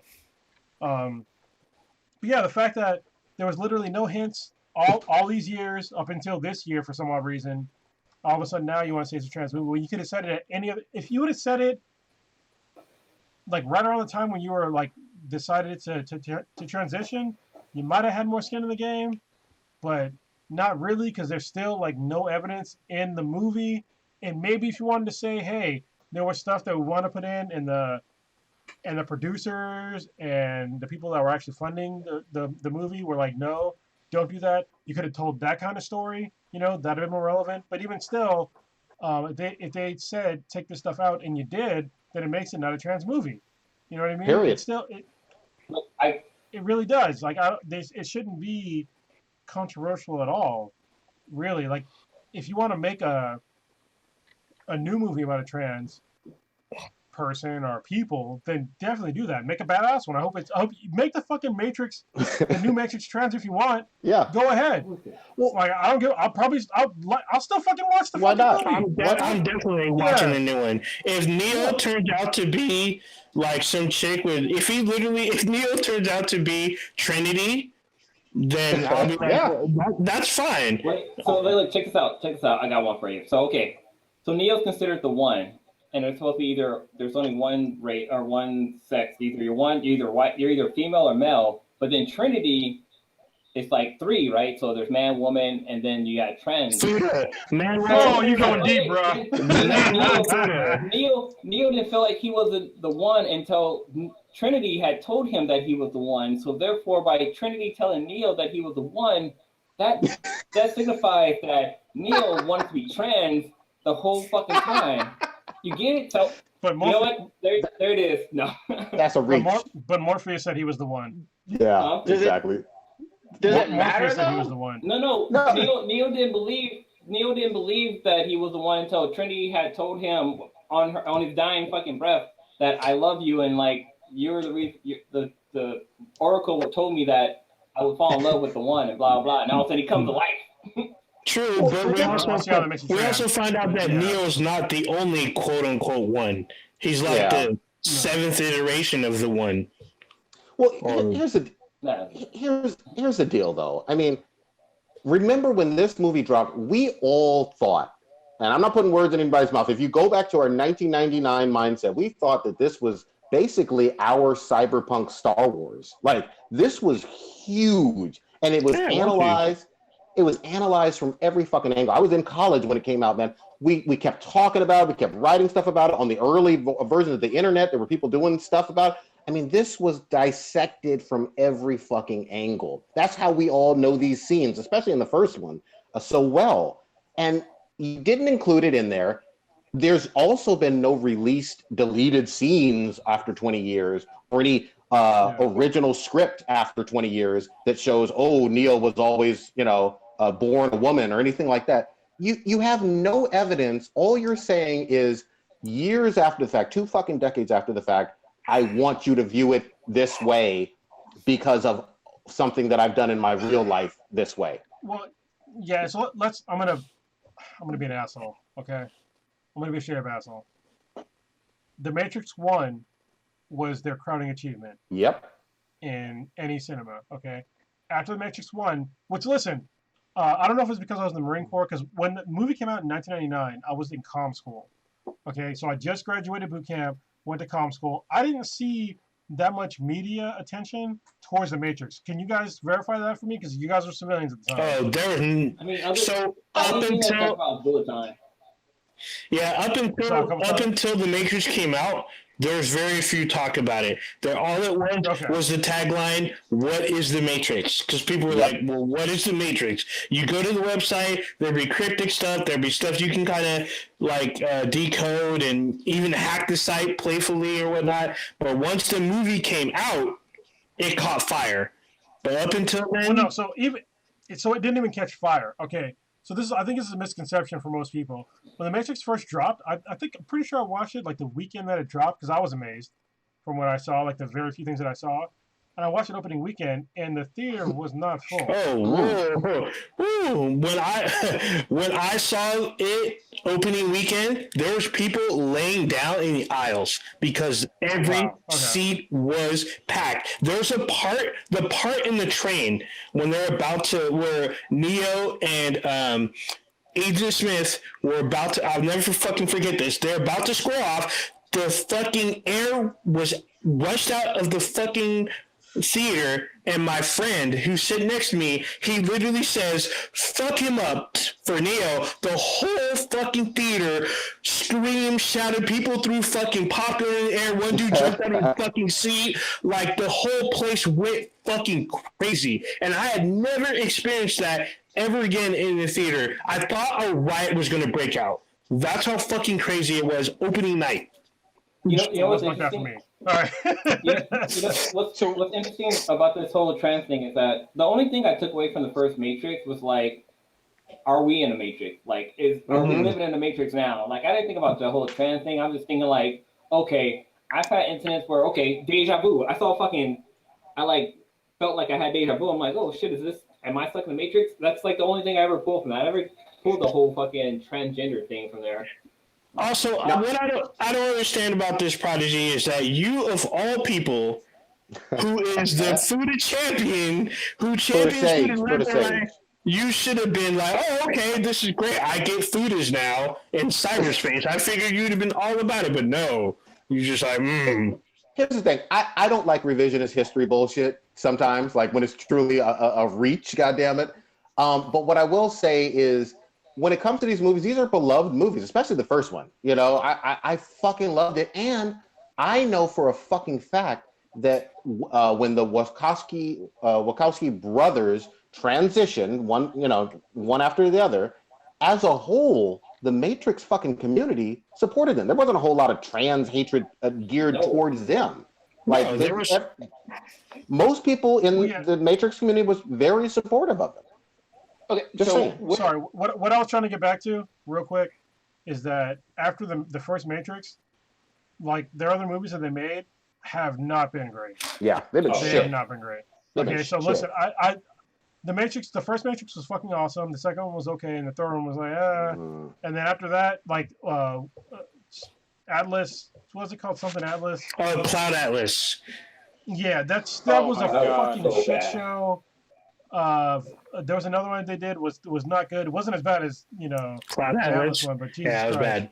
Cloud Atlas, yeah, Cloud Atlas was fucking so bad because it kept Yeah. swapping back and forth between different time periods and shit like that. It was so bad.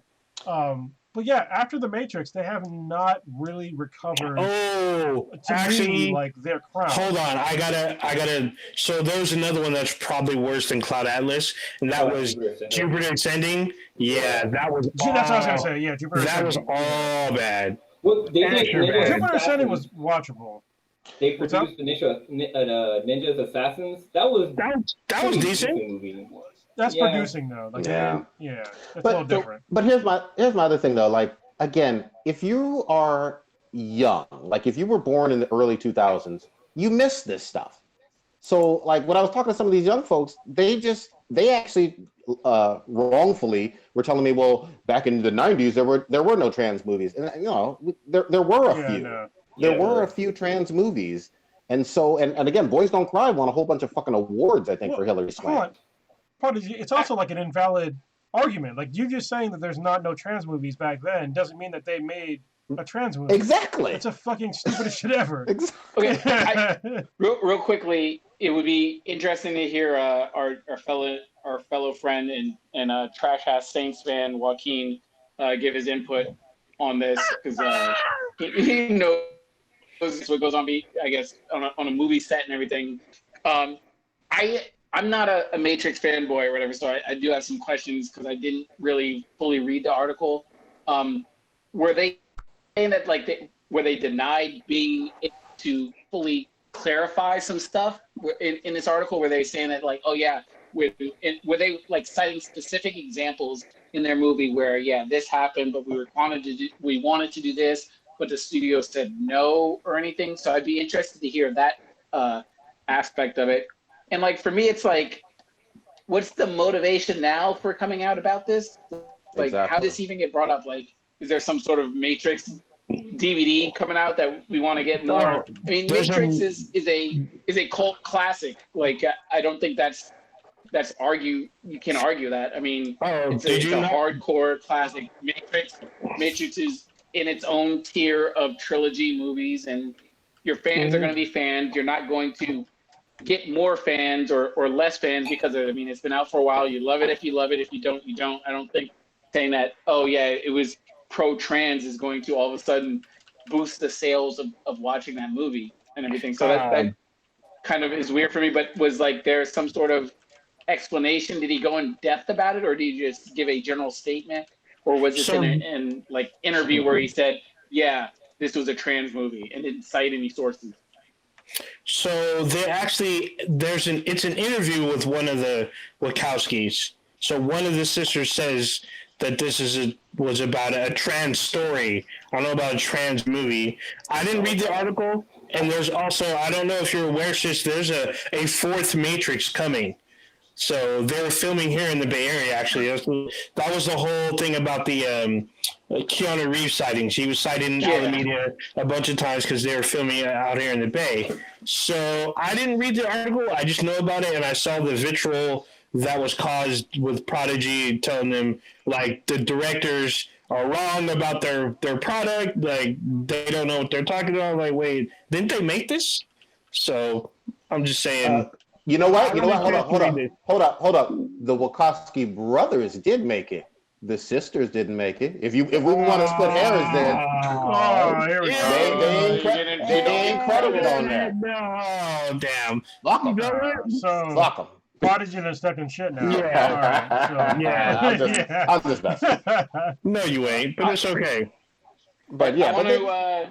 Go ahead. I'm sorry. Go ahead. Go ahead. I want to get your last statement, and I was going to add a topic we were going to transition into, but I don't know if you had a little closing statement. Transition. Let's talk about this wet ass pussy. Ooh.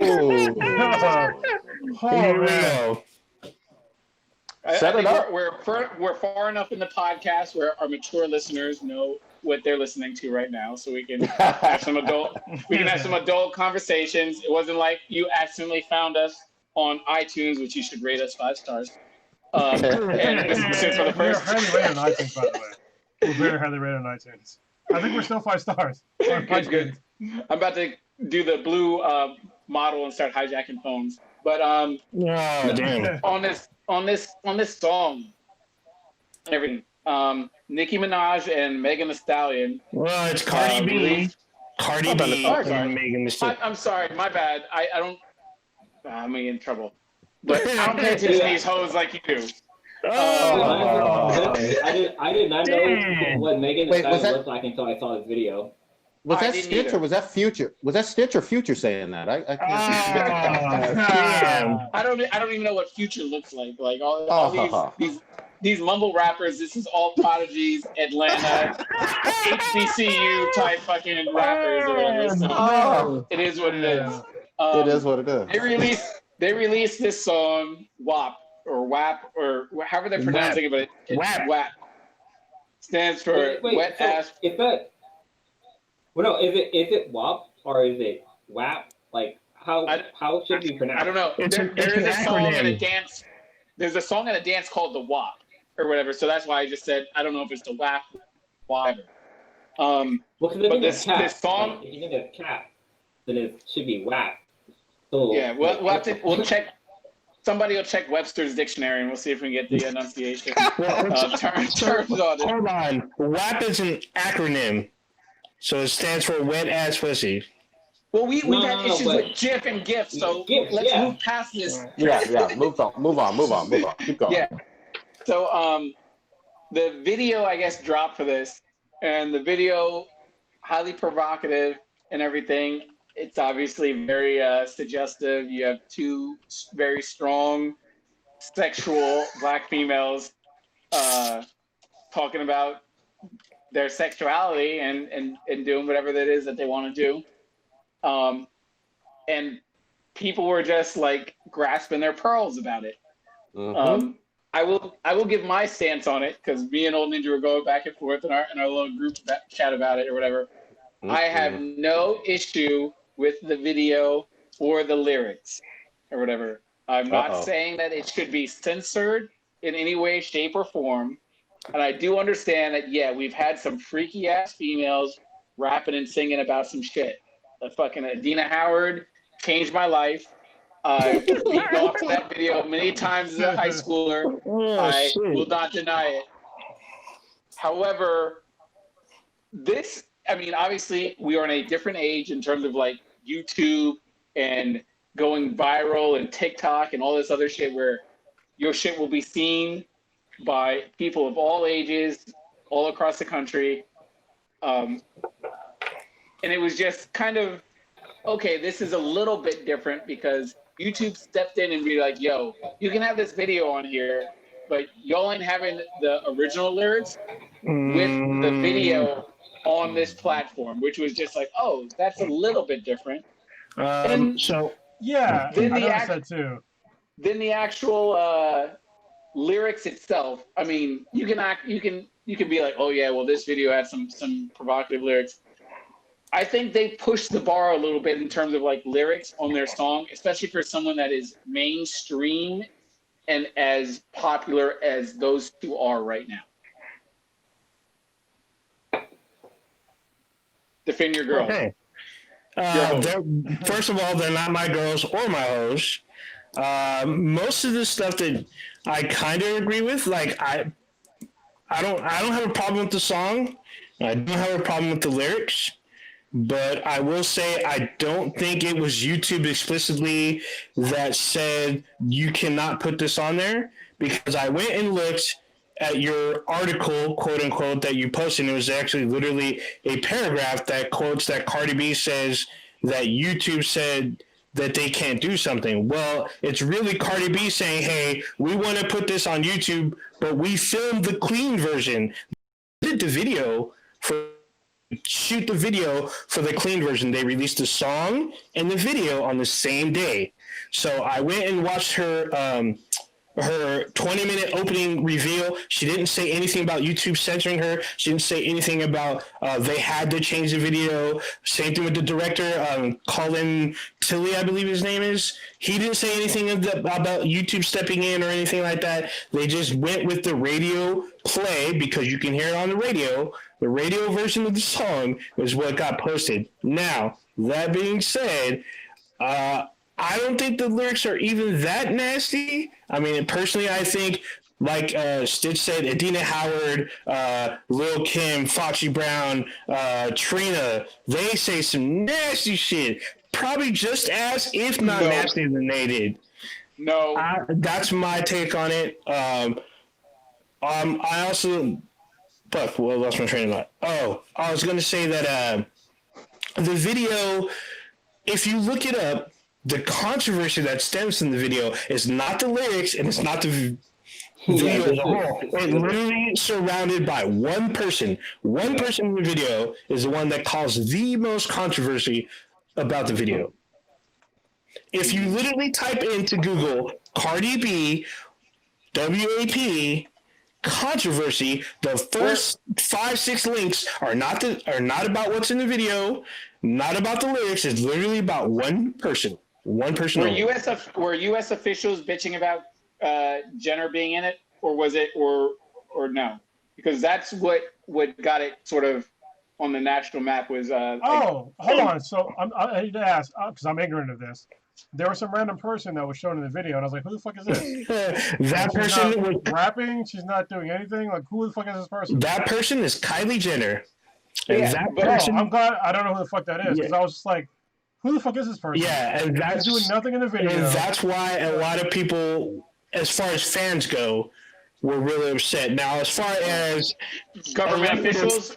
Elected officials that have heard the lyrics of the song, did we not see the same thing with 2 Live Crew? When they came out, weren't they trying to get banned? No. You maybe you were under a rock. 2 Live Crew was banned from a lot of places. Banned in the USA. Banned in the USA. Yeah. So what are you trying to say? So I'm trying to say, look, what happened with 2 Live Crew? They almost had legislation moved because of them and other artists like them, whereas you had an elected official saying that this is disgusting and he felt like he needed to pour holy water in his ear. Different time. He's not out there saying, hey, we need to have like legislation against these 2 women. That was He 30 ain't years doing ago. So He So, I is mean- not out there doing that. All he said is he needed to pour holy on water in his ear. Oh, No, oh, all I Ninja. gotta- You're Ninja. Hold on. You're free now. Like you're free. all I gotta say Oh, is, you're American free. So things change well, kind of, over time. Nobody's gonna come after Cardi B kind of free. and fucking whatever her Megan name Thee is, Stallion. Megan Thee Stallion. They're gonna be fine. They're on YouTube. Like they're fine. Yeah. Like this is not Tipper Gore's not coming after them. So You know, for me, they'll be fine. when I saw the video, I actually watched it with the sweetness, and I just thought it was funny. Like the whole like the lyrics that they were saying was fucking hilarious and this and that. Like I didn't take any kind of offense to it, and like it's women being like I don't think because I mean like what I know in the chat, Odin was kind of saying how like guys say stuff that are fucking worse than what the girls are saying, and I kind of have to agree with old Ninja because like yeah I mean like there's like Snoop Dogg and shit like that talking about how like I fucked this chick and blah blah blah and she ate my ass and blah blah. It's like literally the same stuff that they're saying in the Cardi B song. Like rap songs really do talk about they over sexualize certain different things, and the fact that two females are saying the exact same thing, it just I don't know, it just seemed normal to me. Like the whole video was funny, it was kind of creative. Like I like kind of how like the cinematography and stuff was done, and when they showed Kylie Jenner. Kylie Jenner. When I showed her, I was like, damn, she is fine. So she's not. I was like, damn, those shits hold are on. fake as hell, though. Don't care. Yeah. So hold on. I'm glad you said that, Blue, because I remember Kylie Jenner. Listen, I'm not the person that pays attention to the Kardashians or anything like that, but I remember seeing Kylie Jenner like years ago when like they were like the whole Kardashian thing was a thing, and she's a plastic surgery. She is big as fuck. Fucking abomination. Mhm. Like she looks quote unquote good, but that's not how she looks. No. Yeah. Mm-mm. Her actual natural look looks nothing like that. She relies heavily upon plastic surgery and makeup. Like if you go back, look at what Kylie Jenner looked at before and after. They don't look the same. They don't look like the same fucking person. Yep. Like, hold on, I can pull it up for anybody that's like watching this right now. They're like nothing alike, and it's kind of amazing to me. But kind of scary at the same time. Yeah, no, it's fucking. It's honestly, it's disturbing. Yeah. Scary. It's disturbing that somebody. there is a double standard in terms of like women being open about their sexuality in mainstream No, media. nothing to do with sexuality, man. You know, say what? Nothing to do with sexuality. It's just In terms like of public the way response? You don't think they're No, he's referring to Kylie Jenner's the look. fucking. Oh, think yeah, you- yeah, I'm not talking about that. Yeah. Two different things. All right, yeah. Two different things. Yeah, no, Go Yeah, ahead. the fact that somebody has gotten like obvious plastic surgery all over their face and body, and all of a sudden we're just accepting that they. Hold on, is Blue bringing it up? Yeah, Yeah, so There we go. if you look here, this is what she looked like when That's- she was 18. No, that's not even like. No, this That's is her with 18, makeup but on. if I go back to her in the video, hold on, let me go back. There you go. Yeah, that one right there, like what you just showed, is just like looks nothing like the same person. It's just like what the fuck. Yeah, I mean, I don't understand. Yeah, it doesn't even look like it's not even the same person. Yeah, It's I not don't so much think work it's a she video. had. I done. don't think anyone's denying that she's had Yeah. work done or A her lot. So this whole was family this tree has was back in had the obviously that video. work done or whatever. I mean, it's her choice. If that's how she wants to, whatever she wants to do with her body, then whatever.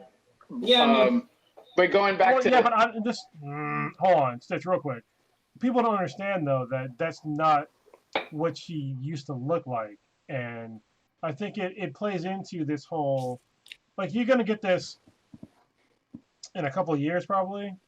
To be honest with you, Stitch, is that there's this whole like weird like unrealistic beauty perception that women have because looking at these women that are fake as fuck, that wear heavy makeup, plastic surgery, fake asses, fake titties, all this shit, and you have your kid watching these people and being like, well, why don't I look like that? Like, this is what I'm supposed to look like. Okay, And so- it's like, so- no, So if they're we not are- even real people. So if we It's are like going the down that Nintendo route, game and servers.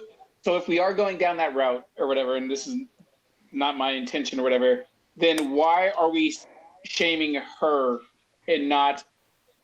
I'm sure Cardi has had some yeah. work. Oh, no, and Megan no. has had some work. No. So I totally agree with you on that. Okay. She's fake as fuck. I mean, Cardi B and what the fuck's that? Megan Thee Megan Stallion. Megan Thee Stallion. I've done no research on, so I have no idea if she has a fake ass or fake titties or not. I have little doubt, but I just haven't looked it up.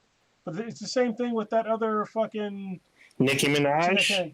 Nicki Minaj. Yeah. Yeah, they're just like these fake ass people. Like just bought their assets. I'm just like, that's not how you look. I agree. That's not how you look. I So agree. let me It's go like back- for someone let me go back and that quote- appeared in the Oh, she appeared in the video for 20 seconds, and people are petitioning for her to be like, no, she's got to go. Like, I'm confused. Like, why is the hate so strong for somebody that appeared in a video for 10 to 15 seconds She just or walked down whatever? the hallway.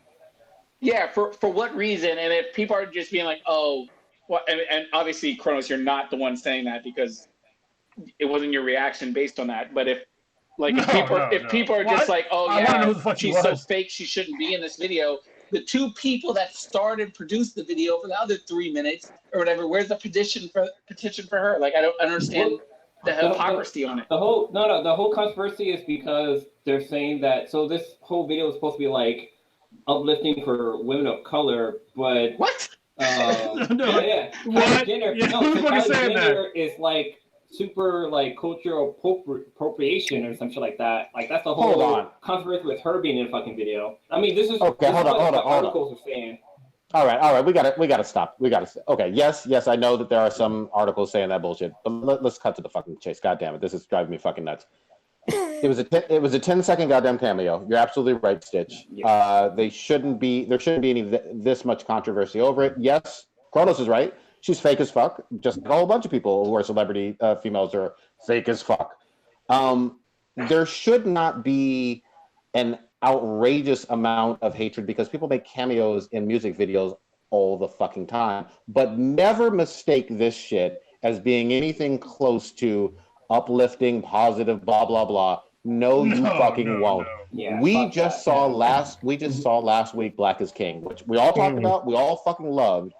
You can certainly make the leap that is uplifting in a lot of ways, had a lot of significance, had a lot of spirituality, all kinds of great things going on with that. This is the booty shaped twerk video. I don't know. I don't understand how you could see it any other fucking way. It's Club no video. different from what the Why walk don't you- video. hold on, let me be fair.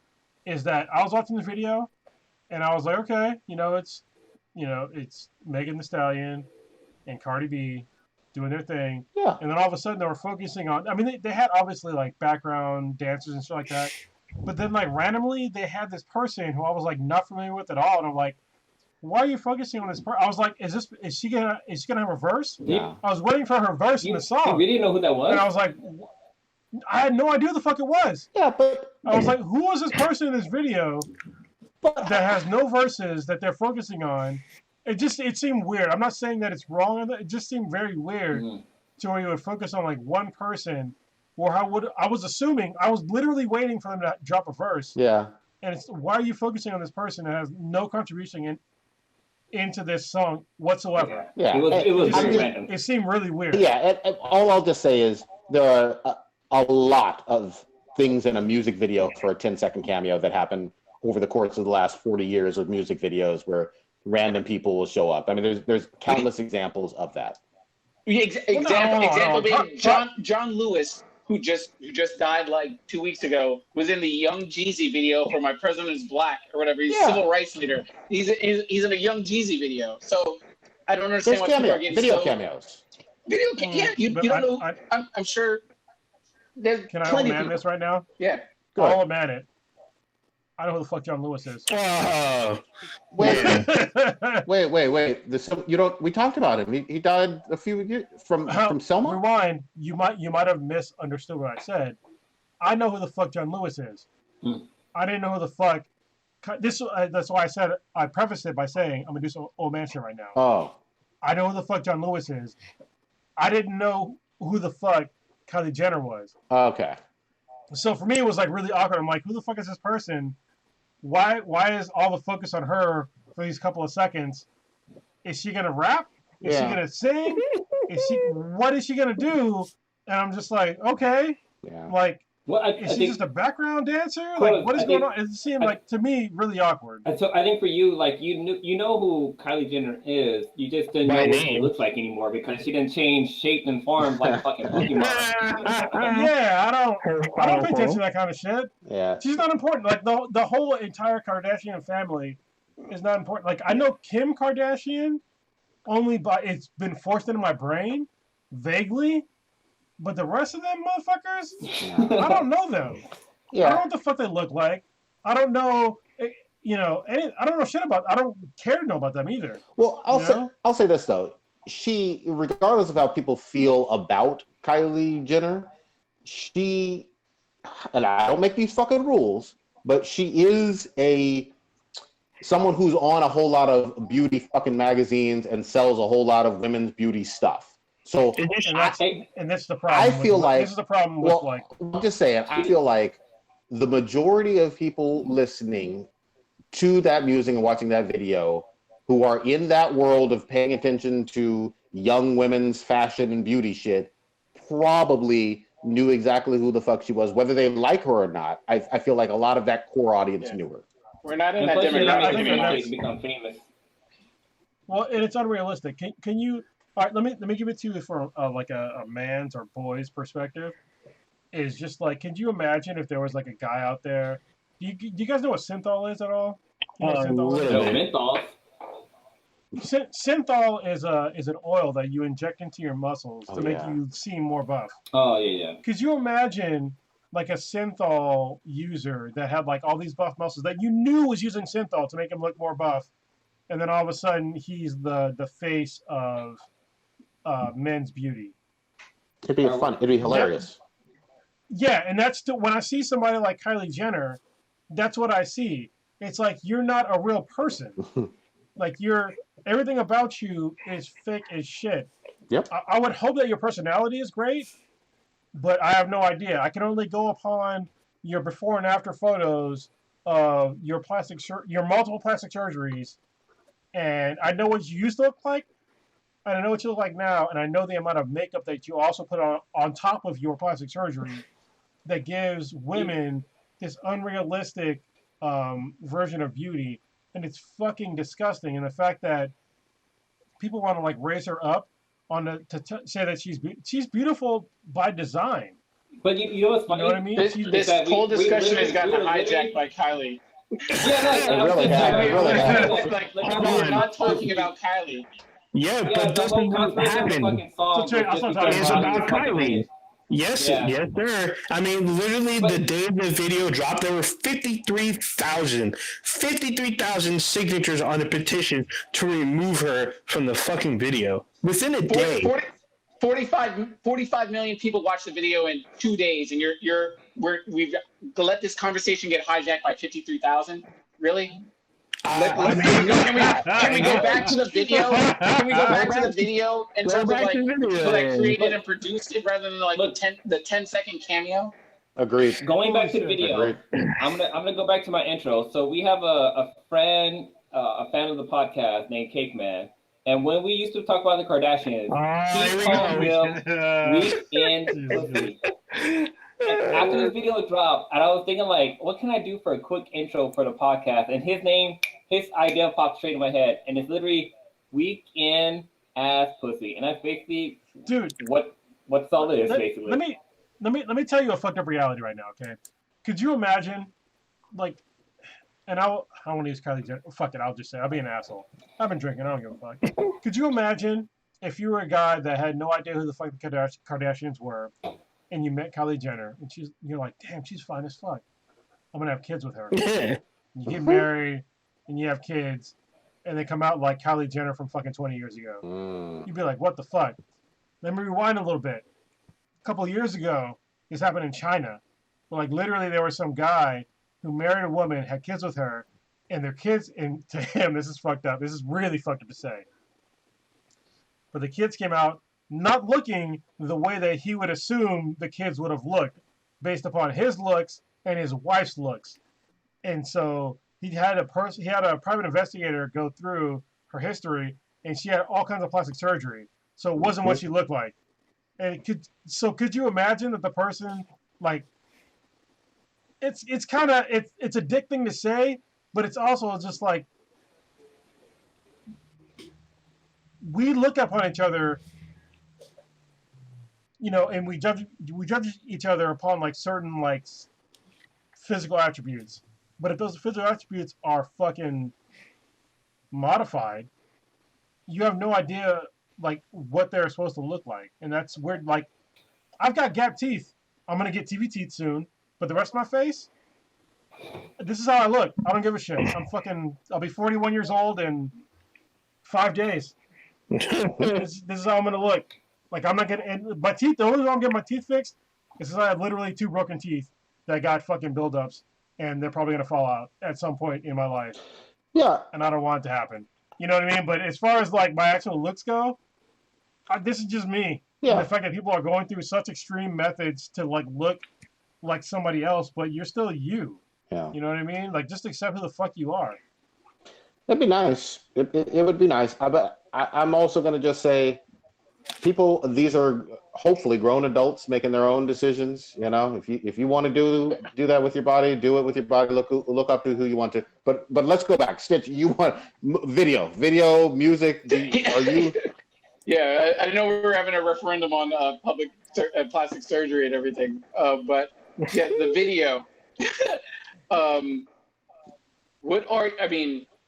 Like we sort of touched on before, the actual video itself, I didn't think was that raunchy or that bad or anything like that. And even though Old Ninja lives in the 80s and stuff like that, and doesn't Here's the fucking 1800s. Oh, damn.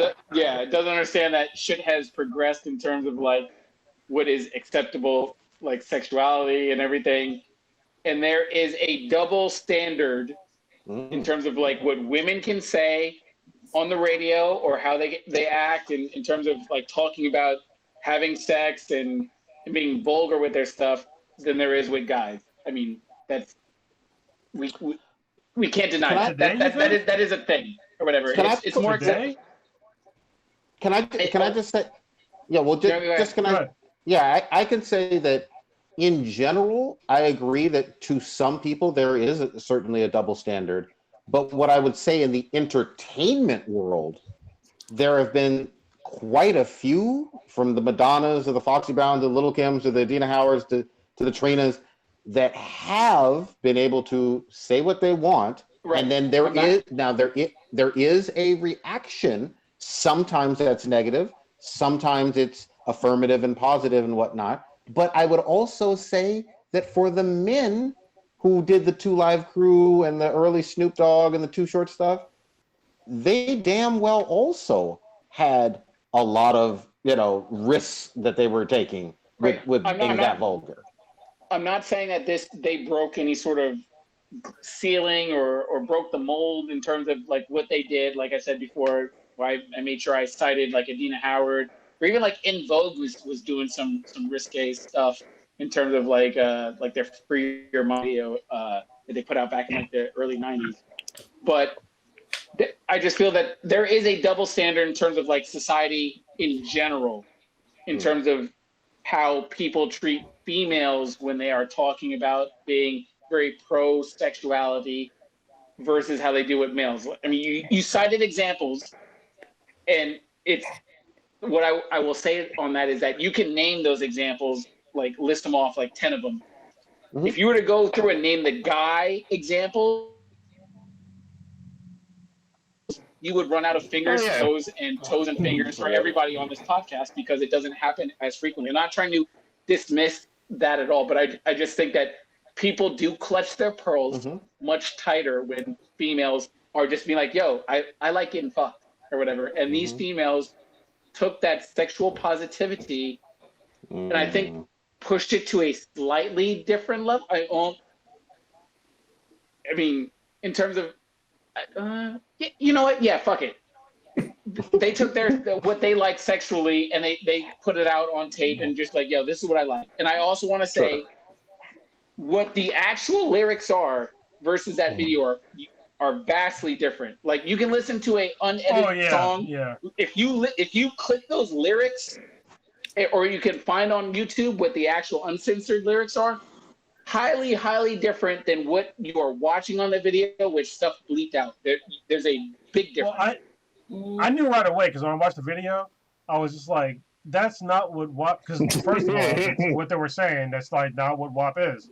You know, like I understood like just from the initialisms or initialism, what the fuck they were talking about, but that wasn't what they said in the song in the video that I watched. I had to go back and like see, like, am I tripping?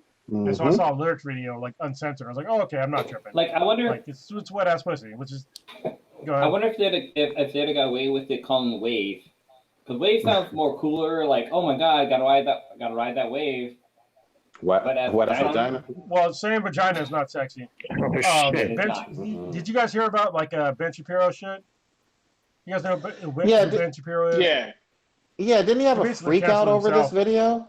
Yeah, shit was hilarious. It's like wife or some shit. He was like my wife, who's a doctor, was saying that if you have too much vaginal discharge, it could be these fucking medical, symptoms or medical issues. I'm just like, okay, so you missed the whole thing on this. Don't react to any fucking pop culture thing ever. Like his whole thing. There's some things that me and Ben Shapiro might agree on, but there's other shit where he's just like so fucking far out there, which is like you don't understand pop culture. Just admit it. Shut the fuck up and don't fucking comment. All right, because he said multiple times that he thinks that rap music is not actual music. Mm-hmm. I'm just like, you don't understand rap music then, like, because he gave 3 criterias for music, and they were just his criteria. Yeah, is based on nothing whatsoever, and it's just like, I don't, because he plays the violin. I'm just like, okay, so violin's music too. I'm not going to ignore that playing the violin is music, or classical music, that's still music. But you saying that rap music is not music is stupid as shit. And for him to try to like break down that a woman with a wet pussy might have a yeast infection, I'm just like, have you not seen wet pussy before? Yeah. Like what the fuck? If you see wet pussy and the first thing you're thinking of is yeast infection, then maybe don't have sex with a woman ever again. Ever. You might be gay, Ben Shapiro. Yeah. I don't fucking know. Don't even you look tell at me. Don't even look at anybody naked that's female, because what the fuck. The other thing, I just really quickly, where he missed me, I didn't even know about the whole violin stuff, but I'll never forget him going on months worth of tirades about people being excited, black people specifically being excited about Black Panther, and that bothering him. And I was just like, what in the entire fuck? Like, okay. He doesn't understand pop culture. Yeah, that just felt a little dog whistly too. I'm just gonna point that out, because I was just like, so people are excited about a movie. You didn't have a problem when people were excited about The Matrix or the Fast and the Furious movies or Transformers, but you have a problem with quote unquote black people being excited about Black Panther. Go fuck yourself, Like to kind of pick back what Connor was saying. Like I'm pretty sure anybody on this podcast can agree that if a girl texts you and said like this pussy is wet for you, it's gonna get you excited. Yeah, no shit. Yeah. You're not thinking about a yeast infection. Yeah, definitely not. Yeah. No. You're thinking this chick is fucking horny and she wants you. And she likes you definitely not thinking about no yeast infection. Or you can do this the hard way. No, it's the easy way or the easier way. Yeah. I'm gonna say this. That's consent. Hold on. I mean that by consent. Yeah. That's what I mean. Yeah. I'm gonna say this about the song. I love some foul, nasty shit. Two Live Crew popped that coochie at Stitch's wedding reception was one of the greatest moments in all of the history of the world. Zydeco band. Yeah, Zydeco band. Zydeco band. Yeah. That was the greatest thing ever. But at the same time, I felt like this song doesn't seem like the Pop That Coochie anthem that all this controversy is pumping it out. I thought it was just an okay run of the mill song and a decent booty shake video. I mean, this is no Dirty Sprite God, rapping about Molly and Percocets. You know what I mean? This is just. Hold on. Prodigy. Hold on. Let me rewind the tape. This is hilarious to me because like there are songs that I'll bring up to K-Mac where she doesn't. I think a lot of people that don't listen to the lyrics for a lot of songs Mhm. and they get lost in like translation. Yeah. But we were listening to this is a while back. We were listening to Third Eye Blind. No rain. Semi-Charm kind of life. Oh, okay, yeah. Semi-Charm kind of life. Yeah, yeah. I'm like, he's talking about doing cocaine and fucking chicks his whole song, right? Mm-hmm. And she was like, "What?" I was like, "Yeah, listen to what he's saying." And then she's like, "Oh my god, like he really is." But these people that are these same people that are so hard on fucking rap music, Mm-hmm. they will never give the same sort of criticism to rock artists or anything like that. Oh, rock. They won't talk about the cocaine culture or anything Nope. like that because they just give them a pass. Yeah. They're Lines. It's racist nonsense. Oh yeah, blurred lines. Well, I don't know. I feel like Yeah. well. Here's one.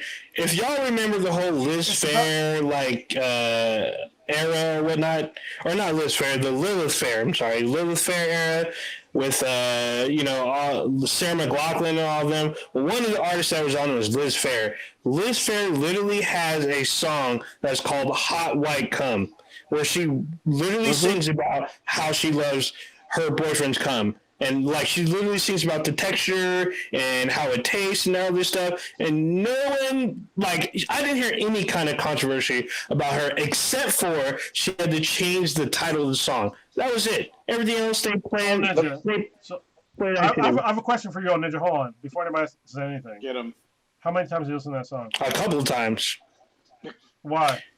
Because I was like, what? I listened to it like there's no way How does this come this. taste? What's the texture like? I want to know too. Oh, it's terrible. Let me say. So, Do I look like Ben Shapiro? No.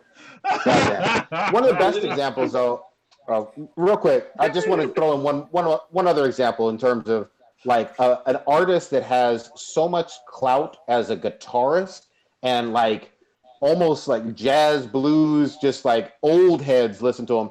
Eric Clapton, one of his most famous songs is literally called fucking Cocaine. Like, Oh yeah. and it's a beautiful fucking song, but it's about fucking coke. It's titled Cocaine. You know what I mean? Like, so, yeah, Yeah, That's a double standard that's still to this day. So yeah, I totally agree with you, Stitch, on certain double standards because people will just like let go of some shit if they're having to look like them. It's good to go. And other things. What's funny is that somebody called me out for a double standard because this is a personal story, but I was talking about how I'm not comfortable with raising my daughter, my adopted daughter, who's darker than me here in America anymore. I'm gonna move. I'm likely in the next like 3-4 years, probably less than that. I'm gonna move to Canada, more than likely Canada. And so people were just like kind of talking shit about it, and I'm just like, I don't feel comfortable. I know at some point in time here in America, somebody's gonna call my daughter the N-word at some point in time, and it's gonna happen. And then he pointed out that, it's a double standard. And I'm like, How? no, How? it's not a double standard. Yeah, what the fuck? Like it's a double standard. It's a double standard maybe to you, but it's not a double standard in my life. I don't in my personal life. I don't say the N-word in my I type the words, the actual word, referencing what you would have been called in my text or whatever. But I'm like, I don't use that word in my normal life. Same here. Neither do my friends. When I listen to a song that has an N-word in it, and I'm listening to it and like literally rapping along with the song, I self-edit myself because I'm not comfortable with using that fucking word, right? Because I don't like that word. So for somebody to say that, it's a double standard because people are comfortable saying that in pop culture, I'm like, listen, I guess I'm not pop fucking culture because I don't fucking use that word, and neither do my friends. You've been So like, what double standard are you talking about? Like, I don't really understand. I don't even like that excuse of saying that because some rapper said it, that you think you can say it, and that, I have a hard time explaining to my kids that a rapper can say it and blah, blah, blah, blah. Just tell them that it's fucking wrong. Yeah. The same way I'll explain to my child that it's wrong, along with the talk that I'll have to give to my child on saying that, hey, listen, at some point in time, somebody's going to demean you and probably call you the N word because of where we live and the color of your skin. Yep. But you never have to have that kind of conversation with your child if your skin is fair. And the fact that you don't understand that is part of the problem. I've low keyed kind of, and this is, it's almost like a guilty thing I've noticed over the last, 6 months and everything. But as I've noticed and I've joked about it, Storm isn't browning out or whatever. So it's like, She's got to pass. yeah, Talk about exactly. passing, please. Just so, Yeah. it's like, and I don't know how I feel about it or how I should feel about it. It's like she gets sort of white passing at this point. And I mean, it's like, part of me is like, all right, that's an exhale because maybe she won't have to deal with a lot of the bullshit that comes with that. But she, obviously, I'm not going to make her oblivious to everything that she is a part of and it is that what she is. And But not to go it's back funny to the whole It's funny.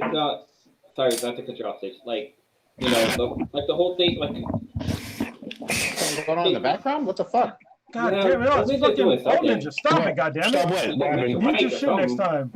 Jesus No, Christ! like it's very interesting that you say that, Sage, because like, you know, if you read the white fidelity book, it's like literally it depends on how you look. Like you can be multiracial, and it basically depends on what you look like.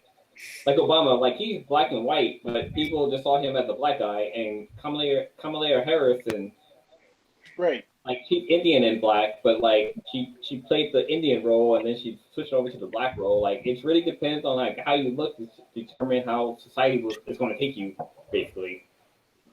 Like for example, like Cronus's daughter, like his oldest daughter, like she has blonde hair, light skin. Like I'm pretty sure she's gonna be on the safer side of the life, but with his youngest daughter, she's more on the darker side. yeah. So it's more Right. like It's shitty. It's shitty for me to be like to like wipe my brow or whatever and just be like, whew, Storm might not have to deal with that shit. But it's like I don't know how I'm supposed to process that or whatever. And it's not and like I said, it's not that I'm glad she's supposed to be able to publicly hide her blackness or whatever because her ethnicity or I can never pronounce this another word. Ethnicity.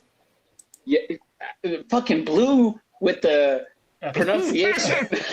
If he beats you, you're fucking done, bro. Dude, that was it was like passing the ball to Shaq and then Shaq shooting a 3-pointer. And it was that was the point. Good job, Blue, with the money shot. So it's like I don't know how I'm supposed to feel about that.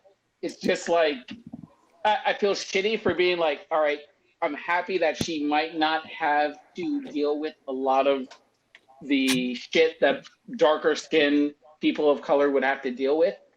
But obviously she's not going to ignore or forget or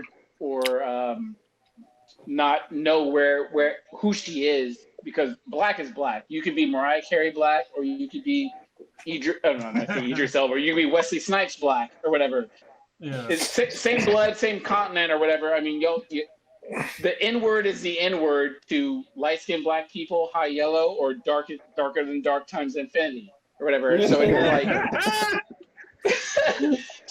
like, it's I don't know how to feel about that. Like as a parent, I've sort of been trying to like self-analyze that before I came to you as a group and asked that like on air. So it sucks that like it got brought up now where I'm not fully. I don't know how I'm supposed to feel about it, but so yeah. I can maybe help you out because I'm the only person that has a mixed kid, I guess, in the podcast. Mm-hmm. So with daughter. the oldest daughter. Wait, she had a name for herself. did she come up with a name for herself? Because we had her on the Yeah, podcast. little bit, but I didn't release the podcast yet. Oh, okay. I should have released it a long time ago, but I didn't release it. Anyway, this is like at the beginning of COVID-19, so maybe I will never release it. Maybe I will. I don't fucking know. Anyway, when she was here in California, I wasn't really worried about it because we're living in Escondido, California, where she grew up for a good portion of her life, and it was never an issue there. Obviously, because it was in multiracial, like her school was multiracial. She wasn't different from anybody else, you know, like. Well, Yeah. So it was never a problem, you know, here in California. But when her and her mom moved to Michigan, I got to talk to her. Like, listen, you're mixed, and you were treated a certain way here in California, but in Michigan, where you're moving, it's rural Michigan, and it's going to be mostly, you know, Caucasian people, and so they're probably, some of them may treat you negatively, and you need to prepare for that. And so I had to give her like the talk diet. Mhm. You know, like they're probably not going to call you the N word, but they're going to know that you're not like them, because her hair it's brown, but it's semi curly if you don't straighten it, and she has, her facial features are still semi of African descent, so you can tell by looking at her that she's probably mixed. And so yeah, you know, when she went to Michigan, you know, she got some shit for being mixed because in the school that she was in, it was mostly Caucasian, and that's just the way it was. And now where she lives now is a little, you know, different when she graduated. But in rural Michigan, you know, she was, for her she was a definite minority. Where here in California, she was, you know, nothing special. I mean, she's special to me, but she wasn't unheard of as being a mixed kid. Right. Like nobody's gonna look at her any sort of way. So I think as long as she stays in a place that has, you know, a multi-ethnic groups, she'll be fine. But if you ever move somewhere that's like that's a majority of an ethnic group, then you're probably going to have problems. Right. And you know, my oldest daughter, she had a problem. Well, yeah, obviously, as you know, like, I mean, home is here, but we also have family in For other. now, yeah. Yeah, we have family in other parts of the country that are not as progressive or. Yeah. Yeah. So that might be interesting. Obviously, we're not going to have that issue for a little while, but I like to get ahead of the problem or potential discussion beforehand. Yeah, you got to have the talk at some point. It's disappointing that, you know, it's 2020 and folks still got to have the talk. And I think that most people that are not a minority here in the United States, they don't understand that the talk, first of all, even exists, and then second of all, still happens. Yeah. You know. I mean, it doesn't happen like verbally, but like as a kid, like my mom didn't have the talk with me, but like the media basically brought down what the talk is. They let you know, like, you know, when you get pulled over, the handle and steering wheel and this and that and this and that, but like every black person knows about the talk. Yeah. Should. Most European Americans, they don't at all. But they don't even know it exists. Kind of, wait, one thing before we end the podcast, kind of jumping back to the whole WAP, WAP, whatever the fuck is good to call it. So we went to pussy, huh? All right, that's a good transition. Right, it's a weird transition, but it kind of relates to the whole cultural thing. So we talk about whole like this and that and this and that, but Harry Styles had a song come out that called Watermelon Sugar. And if you ever seen the video, that song is about eating pussy. Mm-hmm. Like, watch the video, and like he's eating a watermelon, and then there's girls like laying in back of her head, moaning, this and that, and there's like girls with like water between her legs. Like, that song's about eating fucking pussy, and yet 82 million views. Like, nobody's talked about it, how it's over sexualized and this and that. Like, this guy basically skated under the radar, but with whole Cardi B and Megan Thee Stallion, there's all this controversy behind that. I will say that was 82 million views in how long? It came out in May, so it's been what, three months? The Cardi B video did 45 in 2 days. Oh, yeah. Okay. So let me also hold on. Let me give some other concessions to this. he didn't call the video EFP or the song EFP. Yeah. You know, so that's another huge distinction is that the Cardi B and Megan Thee Stallion song was like definitely more explicit with their lyrics and what the fuck they were talking about. Sure. Yes. So, yeah, I mean, you're right, Blue, on some aspects, but on the other, like he was more, I guess, vague about what he's talking about. And so, if a kid listened to that song, if a kid that was like maybe like 13 or below, probably didn't know what the fuck he was talking about. Like there was plenty of songs. That's like OPP. Hold on.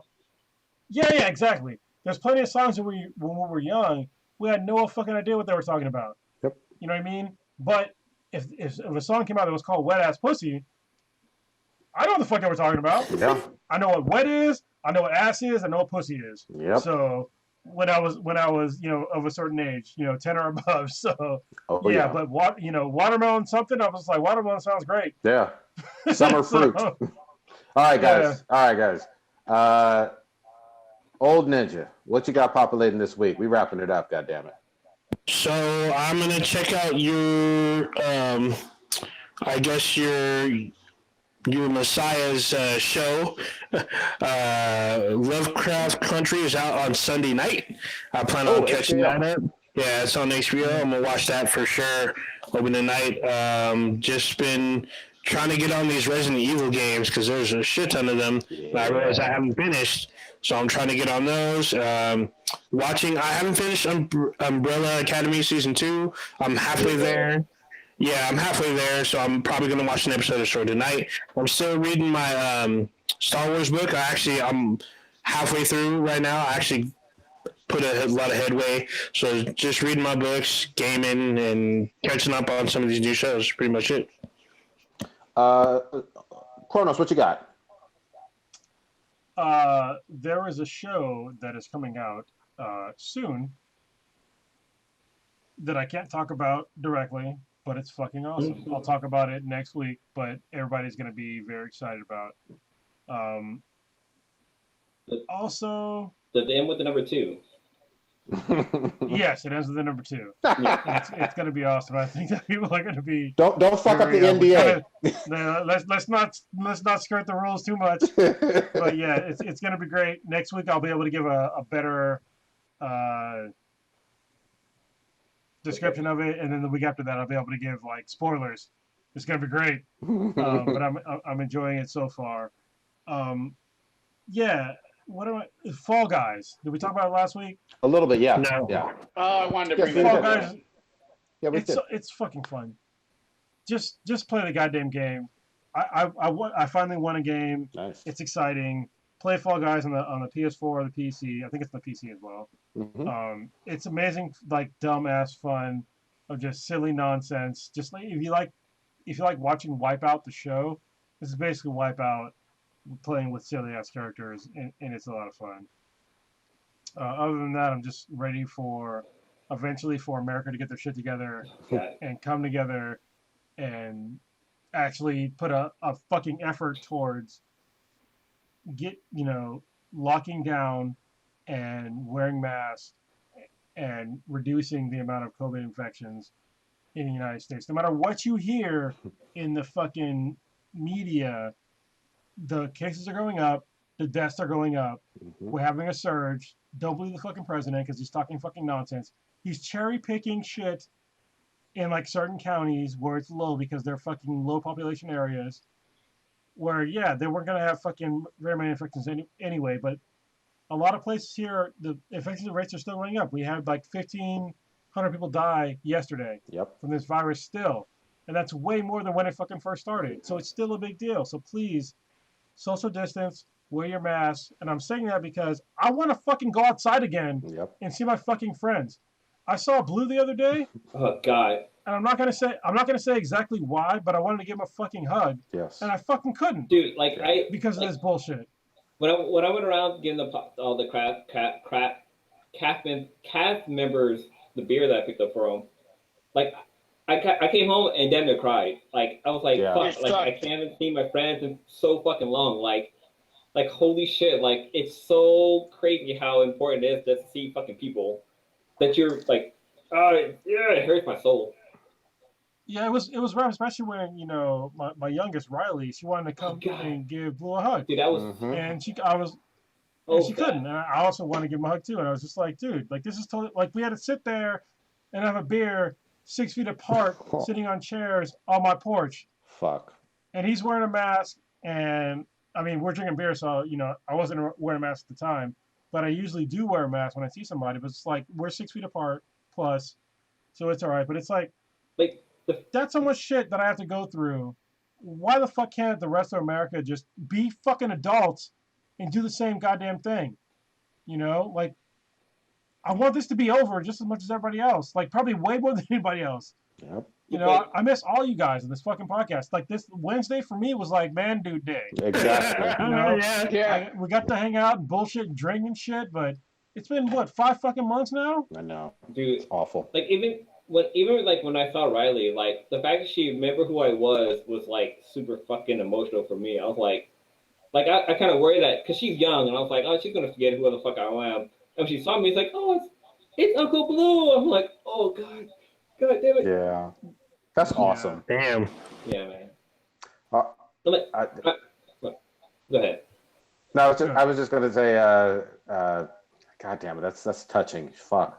Yeah, it is, it I is. was trying to get you in here, Stitch, for what you had popping this week. If you were done, Kronos, I didn't mean to cut you off. Yeah, no, I'm done. Go ahead. Well, yeah, I'll take it I over. mean, Again. yeah. Oh, go ahead. Go Stitch. Go ahead. No, I mean, just so we're on the whole touching thing. I was like, let me just finish it up. But yeah, like seeing Riley was like super amazing because I kind of want to do FaceTime with her because I haven't seen her in like months.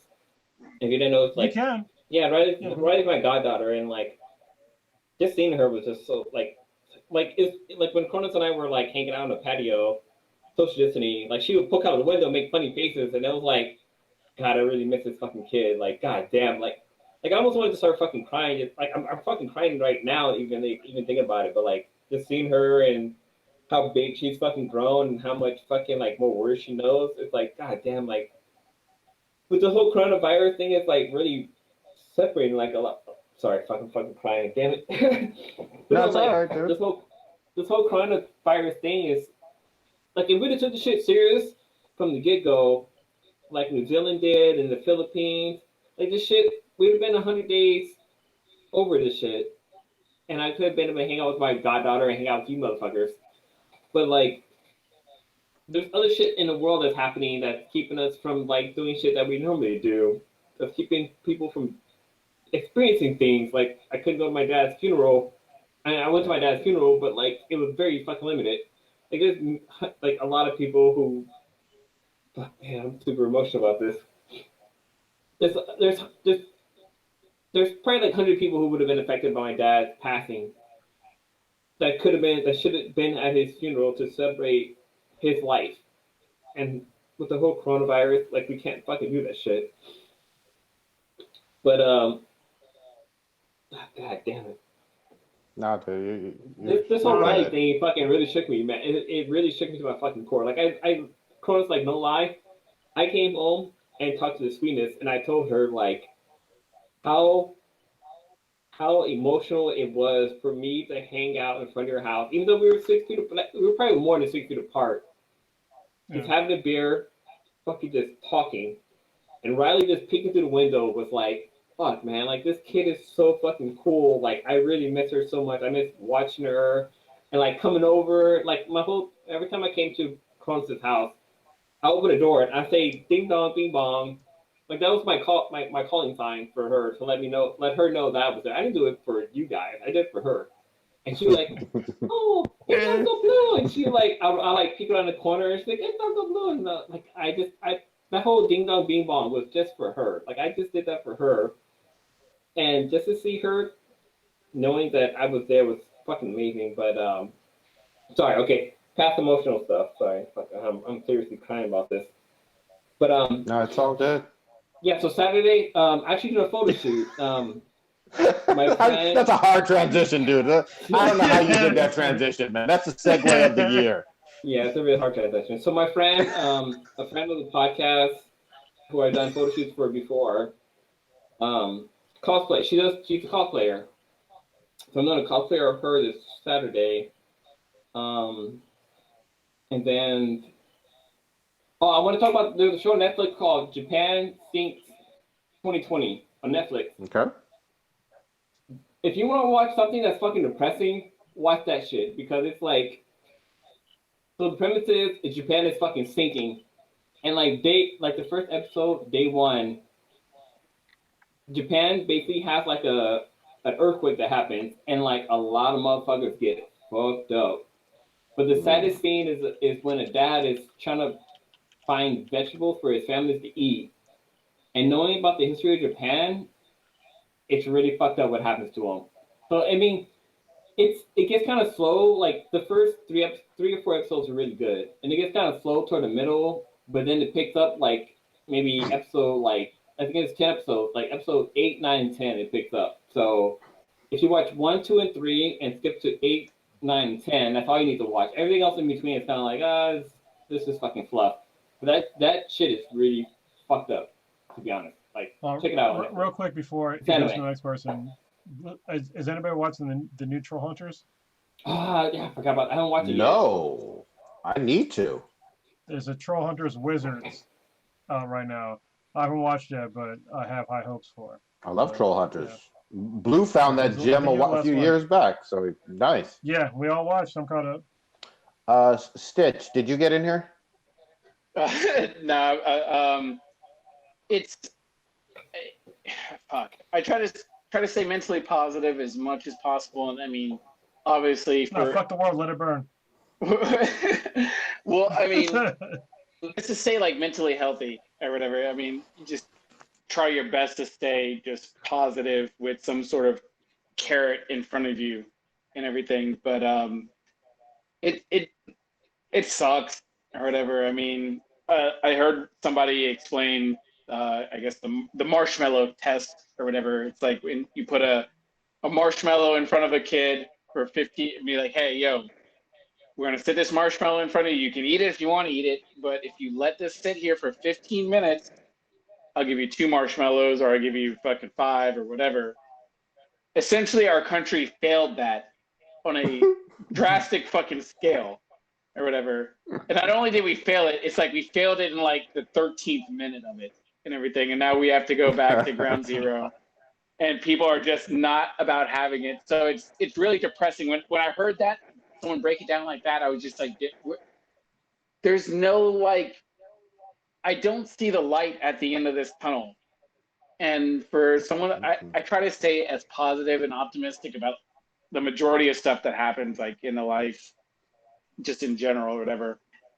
It's highly depressing. And what Blue was saying about like him dropping off the beer, like I'm watching him through my fucking window, pull up, drop off the fucking beer. Like I don't fucking know this dude. Like I just want to be like, yo, I'm holding my daughter, and like nobody's fucking like I can count on like less than 2.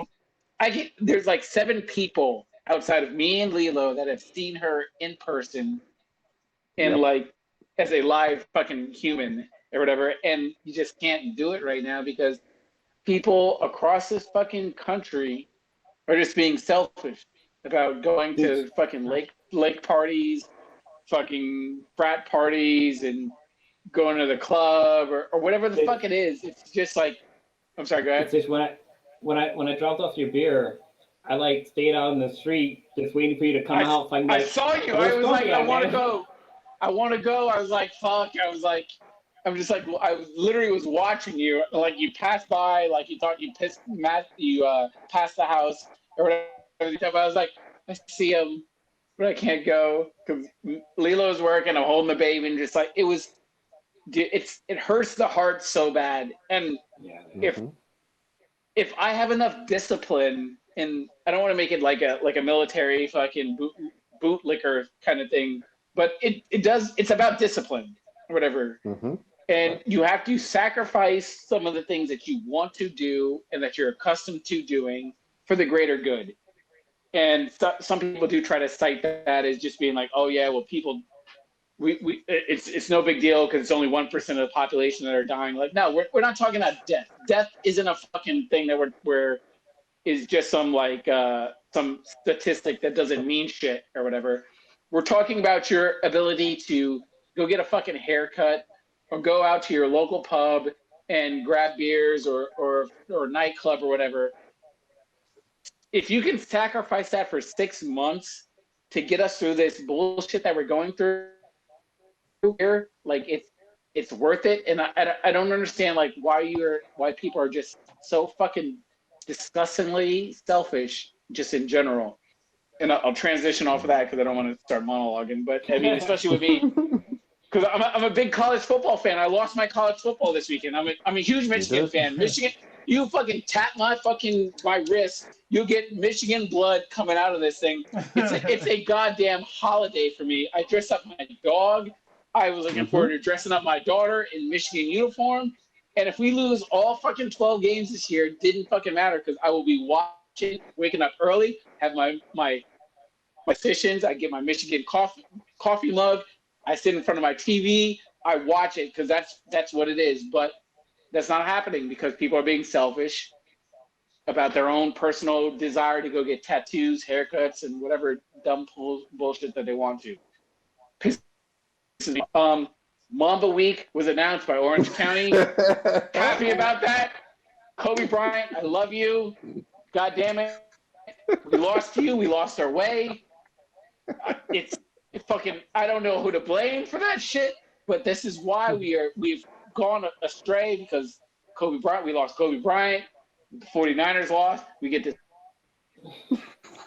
All shit is all falling downhill because we lost Kobe. Sucks. And then, like we talked about a little bit about the biracial stuff. I reached out to a couple of friends. I've been reaching out to so many friends during this pandemic. That's probably the one sort of silver lining of the cloud is I've reached out to a lot of people I didn't keep in contact with or didn't strongly have communication lines with, just about like certain issues, especially when we talked about with like race and like politics and everything with the George Floyd stuff. I reached out to a couple of like my biracial friends with just to find out like how they dealt with stuff, and especially in terms of like self-identifying themselves, like when they went off to like colleges, like are you white, are you black, and how they handled certain aspects of that, because I knew this was going to be a problem, or not a problem, but just an issue with my daughter growing up later in the years. So I wanted to get their input on stuff, and maybe hopefully once I figure it out, we can put some maybe content out specifically dealing with that. But yeah. Oh, I would love to hear that between you and Kronos. That'd be great, especially as two dads. With different ages on that. It sounds like a great episode. All right, I'm gonna just do this really quick rapid fire because I know we're ending as soon as possible. A big middle finger, I guess, to Microsoft because they don't even have Halo dropping this year with their Xbox. I think that is hilarious. I'm throwing a whole lot of fucking shade. That is absolutely funny. They really won't have their big franchise even for the launch. Hold on. Be honest though. I mean, when they dropped the trailer, it was disappointing. Like, well, yeah, the exactly. graphics were not they had all the teraflops, and the shit flopped. So I'm actually glad that they are going back. Yeah, absolutely. I mean, here's the thing: take your time. It looked like PS3 graphics, and you can't have that for a big franchise. I want Halo to be good, even though I'm not an Xbox person. I want the franchise to be good. So to return to glory, take your fucking time. You just can't tout that as your console release game, and then all of a sudden the game gets delayed. You don't have to care with your console release. But yeah, go ahead. Yeah, that's hard. Yeah. I've been playing some Dying Light again. I've gotten way back into that. Finished up Resident Evil 3. I want to get on with Old Ninja on Resident Evil 3 Resistance, the online portion. And on the Weeb side, God damn it, I really think I saw, at least from what I've seen, I guess probably the best arc I've ever seen in anime, and that was this Marineford shit on One Piece. Holy fuck, I can't get over it. I was like Blue a few minutes ago, only I was crying over some fictional Japanese characters. That's how I was. Not in some real life shit. So much props to the scene of to Naruto where he meets his mom and dad. I did get Shippuden, right? Yeah, No. Yeah, I almost- Shippuden. Yeah. yeah. I almost finished Shippuden. I only No. got a few more episodes though. Right? That was Shippuden, right?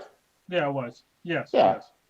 Yeah, this was even better. But that's all I got. Let's wrap it up, man. We've gone All long. right. Usually we have Old Ninja taking us out. Who's taking us out? I'll right, take so it you back can here. find- All right. Go ahead. So you didn't No. listen. You didn't listen to the blackest than Black Tides Infinity. Infinity. That's the my part. If you want to check us out, you can find us on benhabproductions.com/blackbeesandbti. You can find us on iTunes, SoundCloud, Player FM at Bees and BTI. You can find us on YouTube at YouTube /Bees and BTI, I think, or Black and Black Times Infinity. You can find us on Amazon. We have an Amazon app that was created by one of our boy, where you can listen to us on there. Shit. I think Odin is really good at doing this. Twitch. Too. You can find us on Twitch at BeesandBTI or twitch.com/ Twitch.tv/BTI. Yeah. Shit. What is you can if you listen to a podcast, you can find us on there. We're everywhere. We're even have we on? Oh no, we're not on Player FM. iHeartMedia yet because they have like a lot of fucking rules and stipulations, but we're gonna work on that one. But other than that, continue to listen to us live every Wednesday night, 8 p.m., 8:30 p.m. PST time, and outside that, we're Black and Black Times Infinity. Peace out. All right, we're out this bitch.